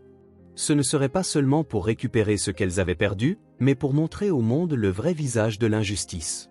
La nuit tomba et avec elle les premiers pas d'une bataille qui promettait d'être épique. Le soleil venait à peine de se lever lorsqu'Hilary se gara devant son entreprise de construction. Le bâtiment moderne, bien que plus petit que son ancienne entreprise, représentait tout ce qu'elle avait reconquis ces dernières années. Les employés l'attendaient déjà, rassemblés dans le parking comme indiqué, leur visage montrant de la curiosité face à l'appel inhabituel et précoce. « Bonjour à tous », commença Hilary, sa voix portant une autorité qu'elle n'avait pas ressentie depuis longtemps. « Aujourd'hui, nous aurons un travail spécial. Nous allons démolir un manoir. » Elle fit une pause, observant les expressions surprises de son équipe. « Ce n'est pas une démolition ordinaire, c'est ma vieille maison. » Les opérateurs de machines échangèrent des regards confus. Le plus âgé d'entre eux, José, qui travaillait avec Hilary depuis des années, fit un pas en avant. « Mademoiselle Hilary, êtes-vous sûre que ce manoir est un chef-d'œuvre architectural ?» Sa voix portait une réelle inquiétude mêlée de respect. Hilary sourit, un sourire qui n'atteignait pas ses yeux. « Ce manoir représente tout ce qui m'a été volé. José, aujourd'hui, ce n'est pas seulement une démolition, c'est une rétribution. » Elle ouvrit un dossier révélant toutes les autorisations nécessaires. « Tout est légal, la propriété est encore partiellement à mon nom et j'ai l'autorisation du copropriétaire actuel, ma fille. » Les machines furent préparées avec une efficacité professionnelle, excavateurs, bulldozers et équipements de démolition formant une procession impressionnante dans les rues de la ville. Hilary mena le convoi dans sa voiture, chaque kilomètre la rapprochant de sa vengeance. Le soleil commençait maintenant à dorer les bâtiments de la ville, promettant une journée mémorable. Le cœur d'Hilary battait la chamade alors que le manoir apparaissait au coin de la rue. Il se tenait là, majestueux comme toujours, ses murs blancs brillant à la lumière du matin. Chaque fenêtre, chaque balcon, chaque détail architectural portait des souvenirs, certains doux, d'autres amers. Les machines qu'elle avait commandées sur la radio, sa voix ne trahissant aucune émotion, furent positionnées stratégiquement autour du manoir. Hilary savait que John dormait encore à l'intérieur. Son service d'enquête privé l'avait confirmé. Une partie d'elle se demandait si ce n'était pas trop cruel, mais elle se souvenait alors de ces nuits dans la rue, du désespoir, de l'humiliation. Les voisins commençaient à sortir de leurs maisons attirés par le bruit inhabituel. Certains reconnaissaient immédiatement Hilary, chuchotant entre eux. Elle ignora les regards et les commentaires, se concentrant uniquement sur sa mission. Elle monta dans la cabine du plus grand excavateur, ajustant les commandes avec la précision de quelqu'un bien familiarisé avec l'équipement. L'un de ses employés s'approcha de la cabine, inquiet. « Mademoiselle Hilary, êtes-vous sûre de vouloir opérer la machine vous-même » Elle hocha la tête, ses yeux fixés sur le manoir. « Certaines choses, nous devons les faire de nos propres mains, Ricardo. C'est l'une d'elles. » Le soleil était maintenant complètement levé, illuminant la scène surréaliste qui se déroulait dans cette rue élégante. Hilary alluma le communicateur radio. « Tout le monde en position ?» Les réponses affirmatives vinrent l'une après l'autre. Elle prit une profonde inspiration, ses mains stables sur les commandes. « Alors, commençons. » Le premier impact de l'excavateur contre le mur latéral du manoir résonna comme un tonnerre dans le quartier silencieux. Le bruit du verre brisé et du béton qui s'effondre créa une symphonie chaotique qui réveilla toute la rue. Les mains d'Hilary fermement agrippées aux commandes regardaient les premiers signes de panique à l'intérieur de la maison. Les lumières s'allumaient précipitamment, des cris lointains de confusion. Depuis la cabine, elle pouvait voir la destruction commencer à s'étendre. Les murs qui avaient autrefois abrité tant de souvenirs heureux cédaient maintenant un à un. L'aile du manoir où se trouvait le bureau de John fut la première à s'effondrer complètement. Des papiers volaient comme des confettis macabres, des documents et des contrats se dispersant dans le jardin impeccablement entretenu. « Arrêtez, arrêtez immédiatement !» La voix de John résonna sur les terrains alors qu'il courait hors de la maison en pyjama de soie, son visage habituellement contrôlé maintenant contordu en un masque de panique et de désespoir. Ses cheveux parfaitement coiffés étaient en désordre et il y avait une coupure superficielle sur son front, probablement causée par des débris tombants. Hilary augmenta la puissance de l'excavateur, attaquant maintenant la structure principale du manoir. Chaque coup était précis, calculé pour causer une destruction maximale tout en maintenant la sécurité. Les autres machines rejoignirent la danse de démolition, encerclant la propriété dans un ballet synchronisé de destruction.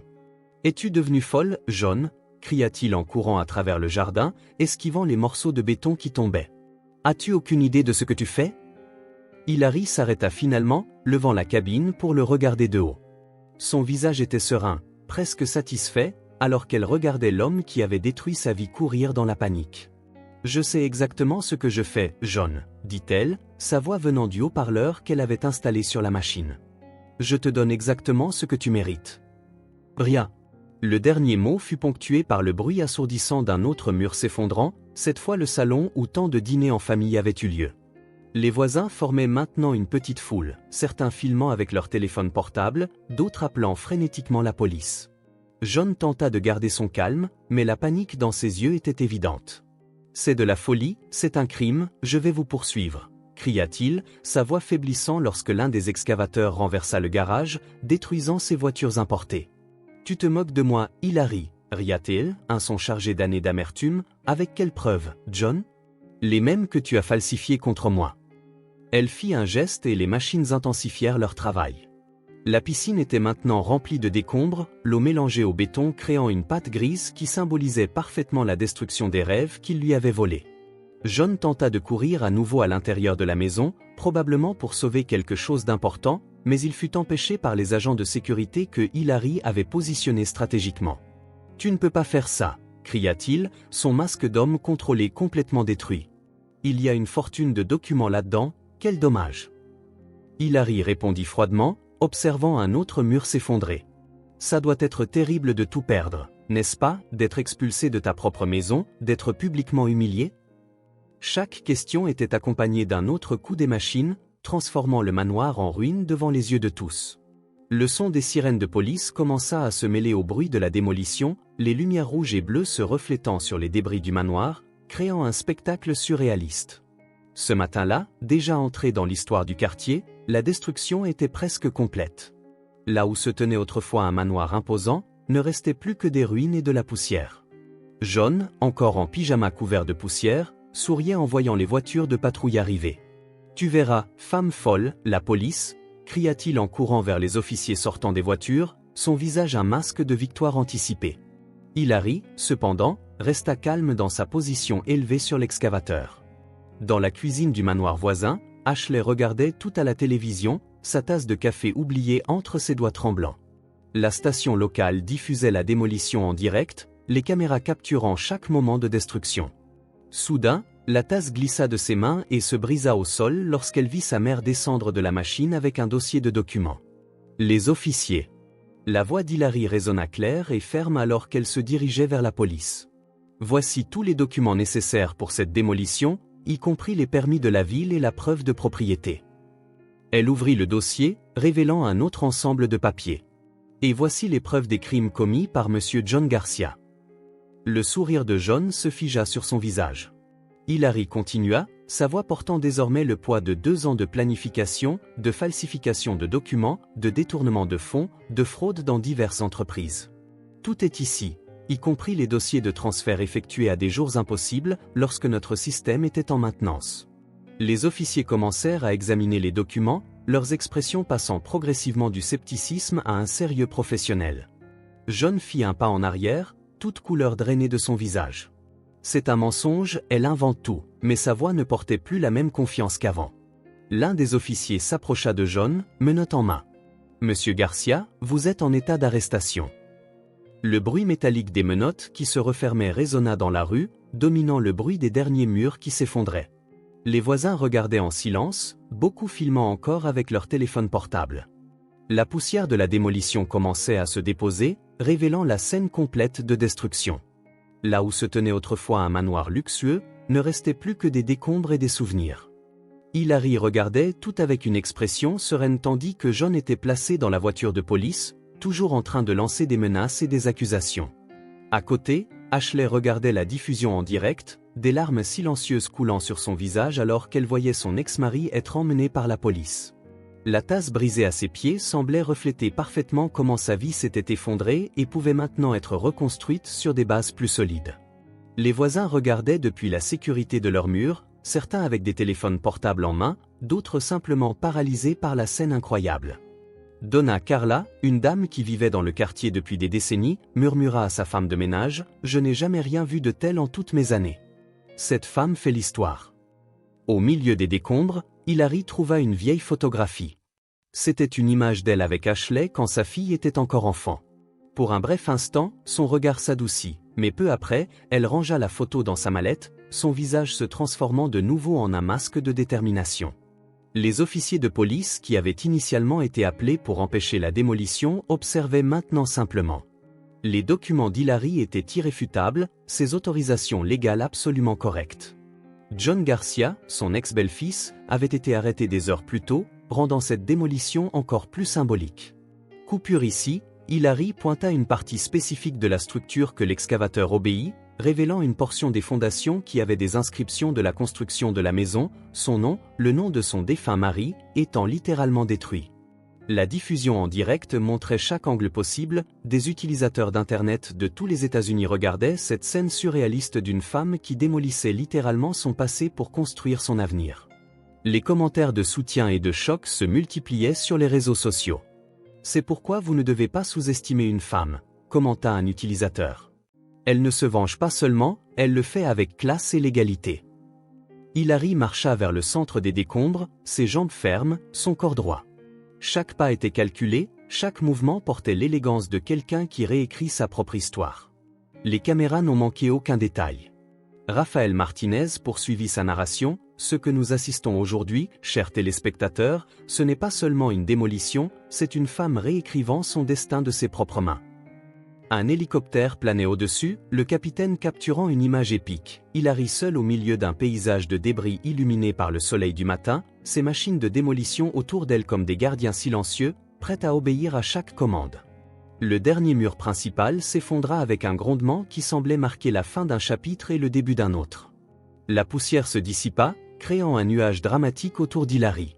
Quand la poussière se dissipa, elle était imposante, inébranlable. Son costume bleu marine n'avait pas une seule tache, ses cheveux gris parfaitement arrangés. C'était comme si la déesse de la justice elle-même était descendue pour réécrire l'histoire. La reine avait repris son royaume et le monde entier regardait. Un mois s'était écoulé depuis la démolition dramatique du manoir. Le bureau du nouveau siège de Miller United Constructors occupait le 20e étage de l'un des bâtiments commerciaux les plus prestigieux de Chicago. La salle de réunion, avec ses murs en verre du sol au plafond, offrait une vue spectaculaire sur la ville que Hilary et Ashley préparaient maintenant à transformer ensemble. La grande table de réunion ovale était entourée de cadres impatients, tous attendant l'annonce officielle de la fusion entre les entreprises. Hilary, assise à la tête de la table, émanait une aura de pouvoir tranquille, ses cheveux gris encadrant un visage portant la sérénité de quelqu'un qui avait enfin trouvé la justice. À ses côtés, Ashley organisait les présentations finales sur son ordinateur portable, ses doigts se déplaçant avec la précision qu'elle avait héritée de sa mère. Les murmures dans la salle cessèrent lorsqu'Hilary se leva. Le costume bleu marine qu'elle portait était une déclaration silencieuse d'élégance et d'autorité. « Mesdames et messieurs », commença-t-elle d'une voix claire et confiante remplissant l'espace, « aujourd'hui, nous n'annonçons pas simplement une fusion d'entreprises, nous marquons le début d'une nouvelle ère dans la construction civile à Chicago. » Les rideaux automatisés commencèrent à se fermer doucement, plongeant la salle dans l'obscurité nécessaire pour la présentation. Ashley se leva, se positionnant aux côtés de sa mère. Le moment ne passa pas inaperçu pour les présents, mère et fille côte à côte, encore une fois comme cela aurait dû être pendant ces 2 années perdues. « Notre nouvelle entreprise », continua Hilary alors que les premières images apparaissaient sur l'écran, combinera l'innovation et le dynamisme de l'entreprise de construction de ma fille avec l'expérience et la solidité que nous avons construite au fil des décennies. Ses yeux rencontrèrent ceux de Margar, assise discrètement à l'arrière de la salle, un sourire fier sur son visage. Ashley prit la relève, sa voix portant une émotion contrôlée. Tous les contrats précédents seront honorés et chaque employé aura sa place sécurisée dans la nouvelle structure. Elle fit une pause, regardant directement les visages appréhensifs autour de la table. Mais plus important encore, nous établissons de nouvelles normes de transparence et de gouvernance d'entreprise.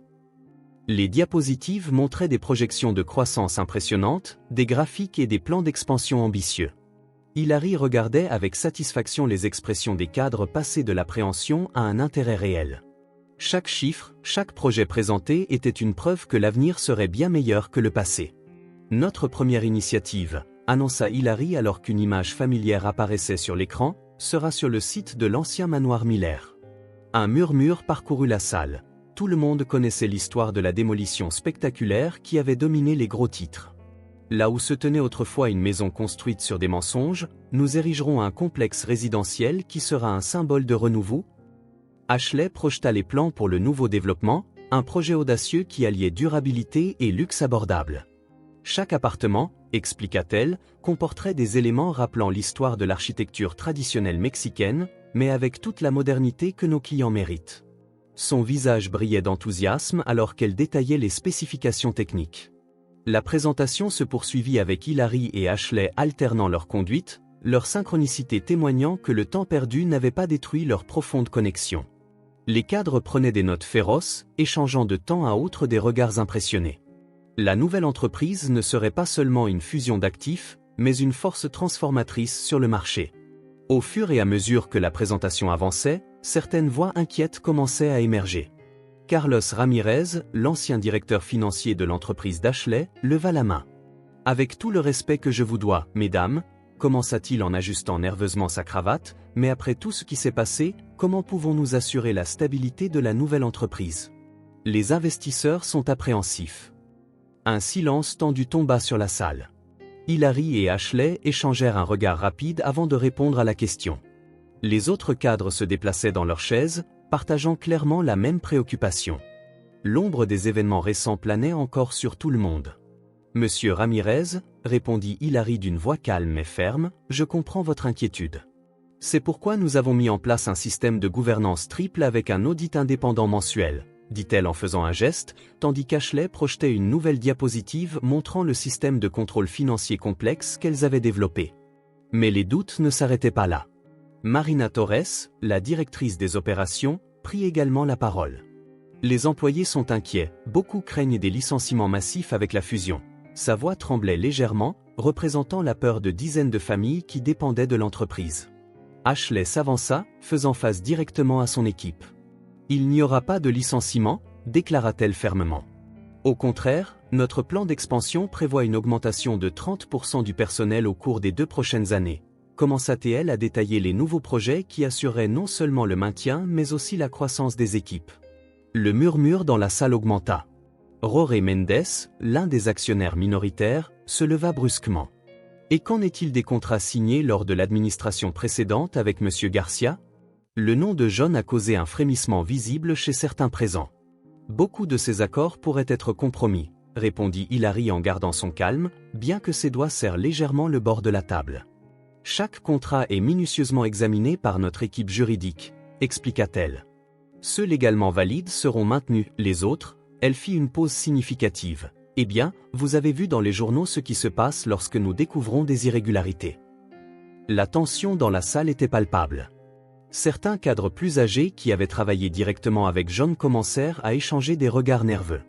Ashley remarqua l'inconfort et décida d'intervenir. Notre objectif n'est pas de faire une chasse aux sorcières, déclara-t-elle, mais de reconstruire et de croître, cette fois sur des bases solides. Le débat s'intensifia avec plusieurs voix se chevauchant, des préoccupations concernant le marché, la concurrence, la réputation. Toutes les blessures ouvertes par la récente crise semblaient se révéler d'un coup. Hilary et Ashley restèrent fermes, répondant à chaque question avec des données concrètes et des plans bien structurés. Marga, observant depuis l'arrière de la salle, remarqua comment mère et fille se complétaient parfaitement dans ce moment de pression. Alors que Hilary apportait l'expérience nécessaire et l'assurance, Ashley démontrait le dynamisme et la vision pour l'avenir dont la nouvelle entreprise avait besoin.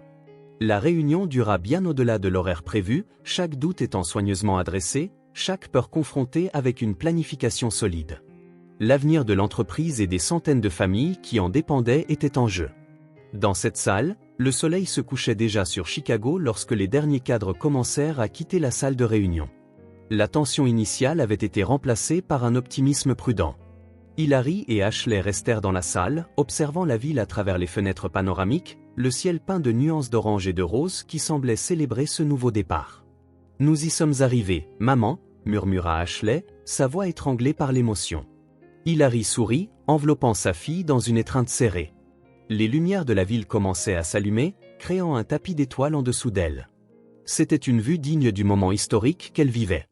Parfois, nous devons tout détruire pour reconstruire quelque chose de plus fort, dit Hilary, ses mots résonnant dans la salle désormais vide. Leur reflet dans le verre montrait deux femmes différentes de celles qu'elles étaient il y a quelques mois, plus fortes, plus unies, plus sages. La ville s'étendant au-delà des fenêtres serait la scène de leur nouvelle histoire. Marga entra silencieusement dans la salle, portant une bouteille de champagne et 3 verres. Le bruit du bouchon éclaté rompit le silence contemplatif, faisant sourire les 3 femmes. Pour la reconstruction, Marga porta un toast, levant son verre. Pas seulement une entreprise, mais une famille, trinquait-elle alors que la dernière lueur de soleil disparaissait à l'horizon. Hilary regarda les bulles dorées danser dans son verre, lui rappelant le long voyage qui les avait menés ici, des nuits dans la rue à la démolition spectaculaire, de la douleur de la trahison à la douceur de la réconciliation. Les plans pour les terrains du manoir ont déjà été approuvés, commenta Ashley en ramassant des plans sur la table. Ce sera notre premier grand lancement en tant qu'entreprise unifiée, ses yeux brillaient d'enthousiasme alors qu'elle montrait à sa mère et à Marga les détails du projet. Le complexe résidentiel qui remplacerait le manoir serait un chef-d'œuvre architectural où se tenait autrefois une maison bâtie sur des mensonges, un symbole de renaissance, se dresserait désormais. Chaque appartement serait un témoignage qu'il est possible de reconstruire, peu importe la profondeur de la destruction. Hilary s'approcha de son nouveau bureau, passant ses doigts sur la plaque dorée portant son nom et son titre, président. À côté, une photo nouvellement encadrée la montrait, elle et Ashley souriantes avec Marga entre elles, sa nouvelle famille forgée à travers les tribulations et renforcée par l'adversité. Le téléphone sonna, ramenant les 3 femmes à la réalité. C'était l'avocat de l'entreprise avec des nouvelles concernant les poursuites contre JN, mais cela n'avait plus autant d'importance, c'était juste un chapitre clos dans une histoire qui prenait désormais une direction très différente. La lumière de la lune commençait à baigner la ville, se mêlant aux lumières des bâtiments dans un spectacle unique.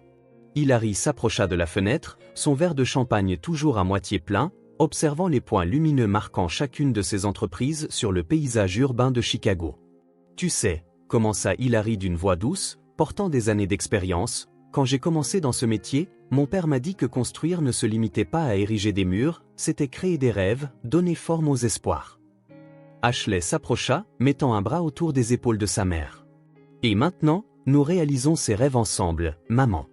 Chaque projet, chaque bâtiment que nous érigeons est une histoire de nouveau départ. » Marga regarda les deux avec un sourire serein en remplissant à nouveau leur verre. Je me souviens du jour où nous nous sommes rencontrés, Hilary. Tu n'étais qu'une jeune architecte avec de grandes idées, et j'étais une comptable fraîchement diplômée. Qui aurait pensé que nous finirions ici? Le téléphone sur le bureau sonna à nouveau, c'était le représentant de l'Association des constructeurs de Chicago. Hilary le mit en haut-parleur. Madame Miller, c'est un honneur de vous informer que vous avez été choisie comme femme d'affaires de l'année.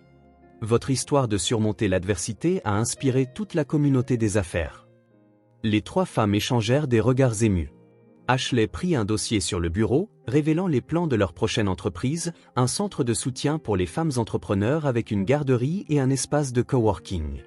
Celui-ci sera spécial, expliqua Ashley, ses yeux brillants d'enthousiasme.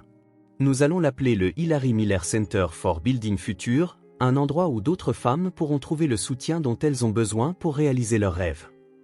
Hilary sentit des larmes se former dans ses yeux. À l'extérieur, les lumières de la ville semblaient danser, créant des motifs hypnotiques sur les murs du bureau. Une brise douce entra par la fenêtre ouverte, portant le parfum des fleurs du jardin sur le toit qu'elles avaient installé. « J'ai quelque chose pour vous deux », dit Marga en sortant une enveloppe de son sac. À l'intérieur se trouvait une vieille photographie jaunie de Hilary et Marga, jeune et souriante, debout devant le premier terrain qu'elles avaient acheté ensemble. « Ainsi, nous n'oublions jamais d'où nous venons, dit-elle.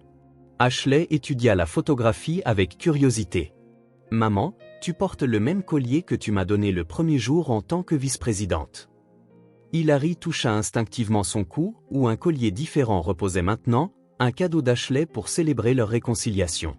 Le bruit des hélicoptères fendit l'air nocturne, c'était l'équipe de tournage du documentaire qu'elle produisait sur l'histoire de Miller Construction, le conte de 2 générations, intitulé, couvrant non seulement leur parcours professionnel mais aussi l'odyssée émotionnelle d'une mère et d'une fille. Parfois, je pense, médita Hilary en regardant les lumières des hélicoptères danser contre le ciel sombre, que tout ce que nous avons traversé nous a amenés exactement là où nous devions être, plus fortes, plus sages, plus unies. Marga leva son verre pour un nouveau toast.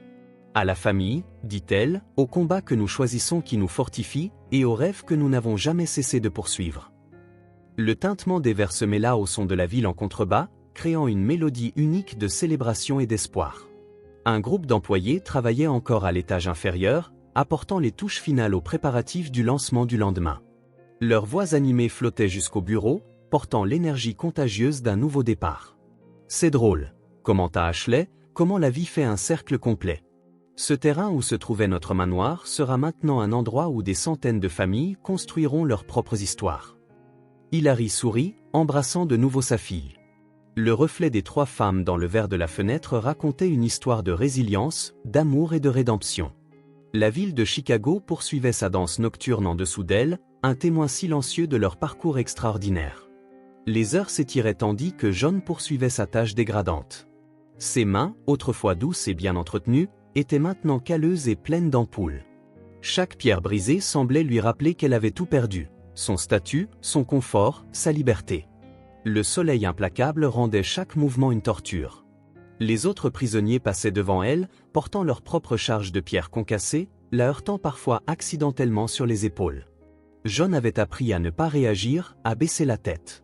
Son arrogance passée s'était transformée en soumission forcée, nécessaire pour survivre dans ce monde brutal. Le déjeuner était servi sur des plateaux métalliques abîmés, la nourriture toujours froide et insipide. John s'assit seul comme toujours, essayant d'ignorer les regards hostiles et les commentaires venimeux des autres détenus. « Et Garcia !» quelqu'un cria de l'autre côté de la cafétéria, « comment ça fait de manger comme les gens normaux depuis une tour de garde ?» Les gardes dans les tours observaient la cour avec indifférence. JN n'était qu'un autre numéro, une autre criminelle purgeant sa peine. L'homme qui avait autrefois manipulé des millions était maintenant réduit à une autre statistique dans le système carcéral. Son pouvoir et son influence s'étaient complètement évaporés. Alors qu'elle brisait une autre pierre, John pensait à la façon dont elle en était arrivée là. Chaque coup du broyeur semblait faire écho à ses choix passés, ses manipulations, ses trahisons. La sueur coulait sur son visage, se mêlant à la poussière, créant des stries grises sur sa peau ressemblant à des larmes de remords. Le jour en prison avait pris une tournure drastiquement plus mauvaise lorsqu'un gardien s'approcha de JN avec un document officiel à la main. « Garcia, plus de nouvelles pour toi », annonça-t-il avec un sourire malveillant aux lèvres. « Le juge vient de prolonger ta peine, il semble qu'ils aient trouvé quelques autres entreprises que tu as détruites. John sentit ses jambes faiblir, le broyeur glissant de ses mains et manquant de peu de heurter ses pieds. Les autres détenus arrêtèrent leur travail pour regarder la scène avec un intérêt morbide. Le document que le gardien tenait était comme une sentence de mort pour ses derniers espoirs de liberté imminente, 5 ans de plus. Le gardien continua à savourer chaque mot. Apparemment, tu avais un schéma, n'est-ce pas? Toujours choisir des femmes d'affaires prospères, gagner leur confiance, détruire leur vie, dit-il. Avec chaque mot, les autres détenus se rapprochaient, formant un cercle menaçant autour de John. L'une des détenues plus âgées, connue sous le nom de El Coyote, s'avança. « Alors, tu aimes voler des femmes, hein ?» Sa voix rugueuse portait une menace implicite. « Ma sœur a tout perdu à cause d'un arnaqueur comme toi », murmuraient les autres détenus en signe d'approbation, refermant le cercle encore plus étroitement. Le soleil semblait maintenant encore plus impitoyable alors que JN essayait de garder son calme. Son uniforme orange était trempé de sueur, non seulement à cause de la chaleur, mais aussi de la peur croissante s'installant dans sa poitrine. Les pierres concassées autour d'elle semblaient être une métaphore parfaite de la façon dont sa vie s'était écroulée. Et ce n'était pas tout, le gardien continua en déroulant un autre document. Tes comptes offshore secrets ont été découverts, tout a été saisi et sera retourné à tes victimes. Cette nouvelle provoqua une vague de rire parmi les détenus. John sentit son dernier fil d'espoir se rompre, tout l'argent qu'elle avait caché, sa garantie pour une vie confortable après la prison était partie.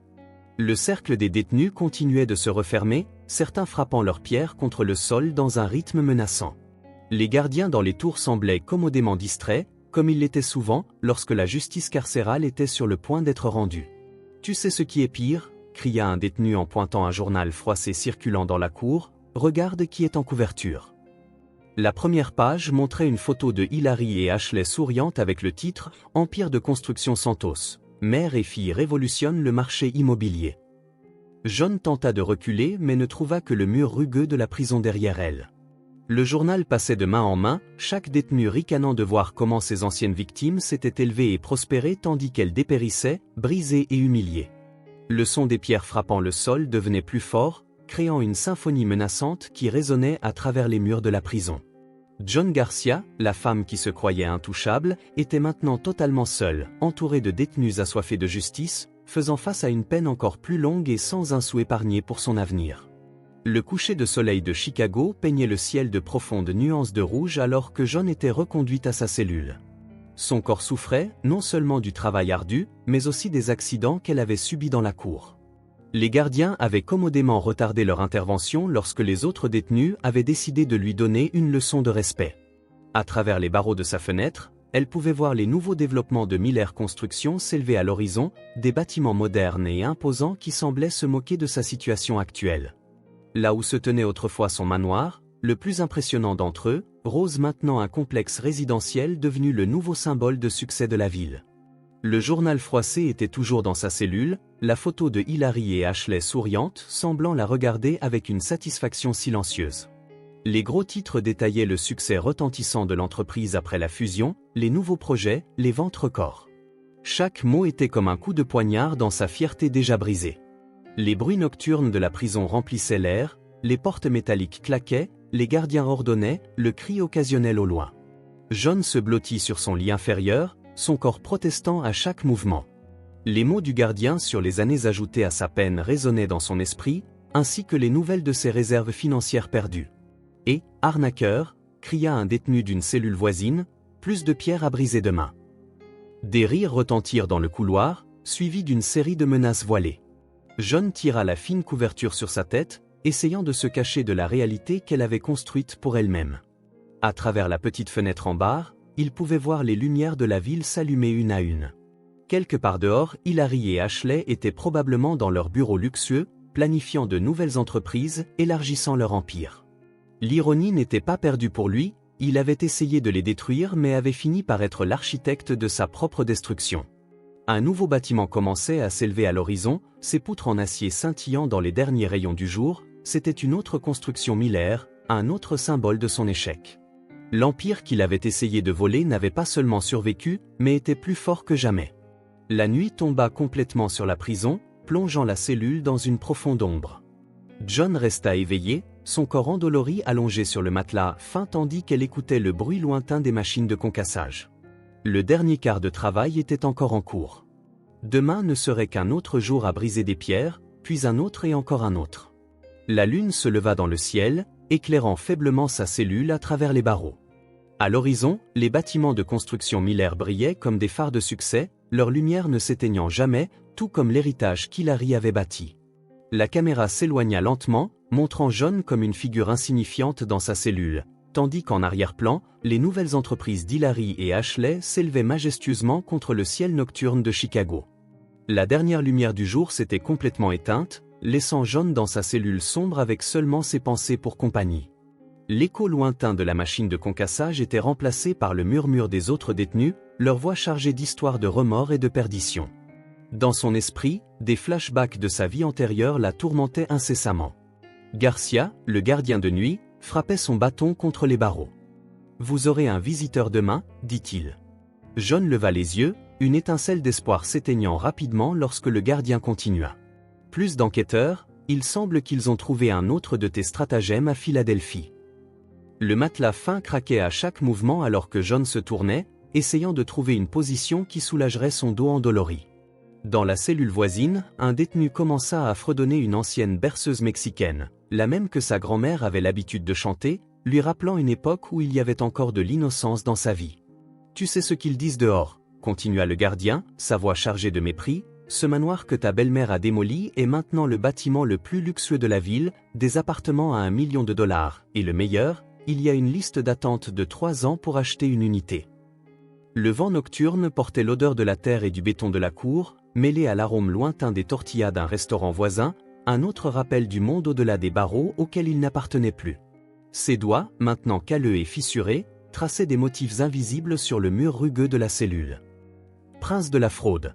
cria un autre détenu, « dis-nous ce que ça fait de tout perdre, ce que ça fait de voir tes victimes devenir reines pendant que tu te pourris ici. » Des rires résonnèrent dans le couloir, chaque claquement comme un coup de poignard à sa fierté déjà brisée.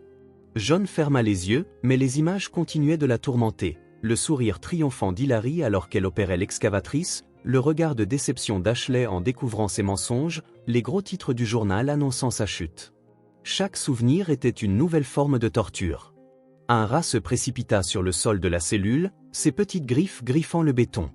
John regarda l'animal trouver un morceau de pain rassis et le porter à son terrier. Même les rats semblaient avoir plus de chance qu'elle, au moins, ils avaient la liberté d'aller et venir dans les ombres.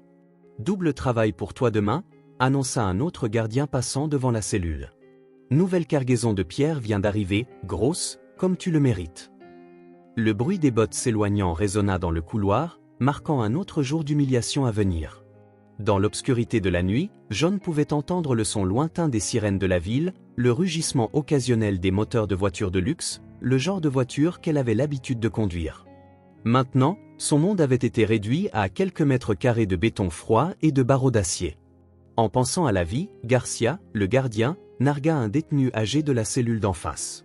« Pense Y, chaque pierre que tu brises est une larme que tu fais verser à quelqu'un, chaque durillon sur tes mains est une vie que tu as détruite.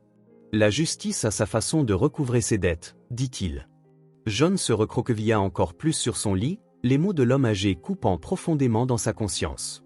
Le calme de la nuit n'était brisé que par le bruit occasionnel des portes métalliques claquant et le tintement des clés du gardien, la symphonie nocturne de la prison qui était maintenant la bande sonore de sa vie. John Garcia, l'homme qui avait un jour rêvé de posséder un empire, ne possédait maintenant rien d'autre que des pierres à briser et une vie de regret à contempler.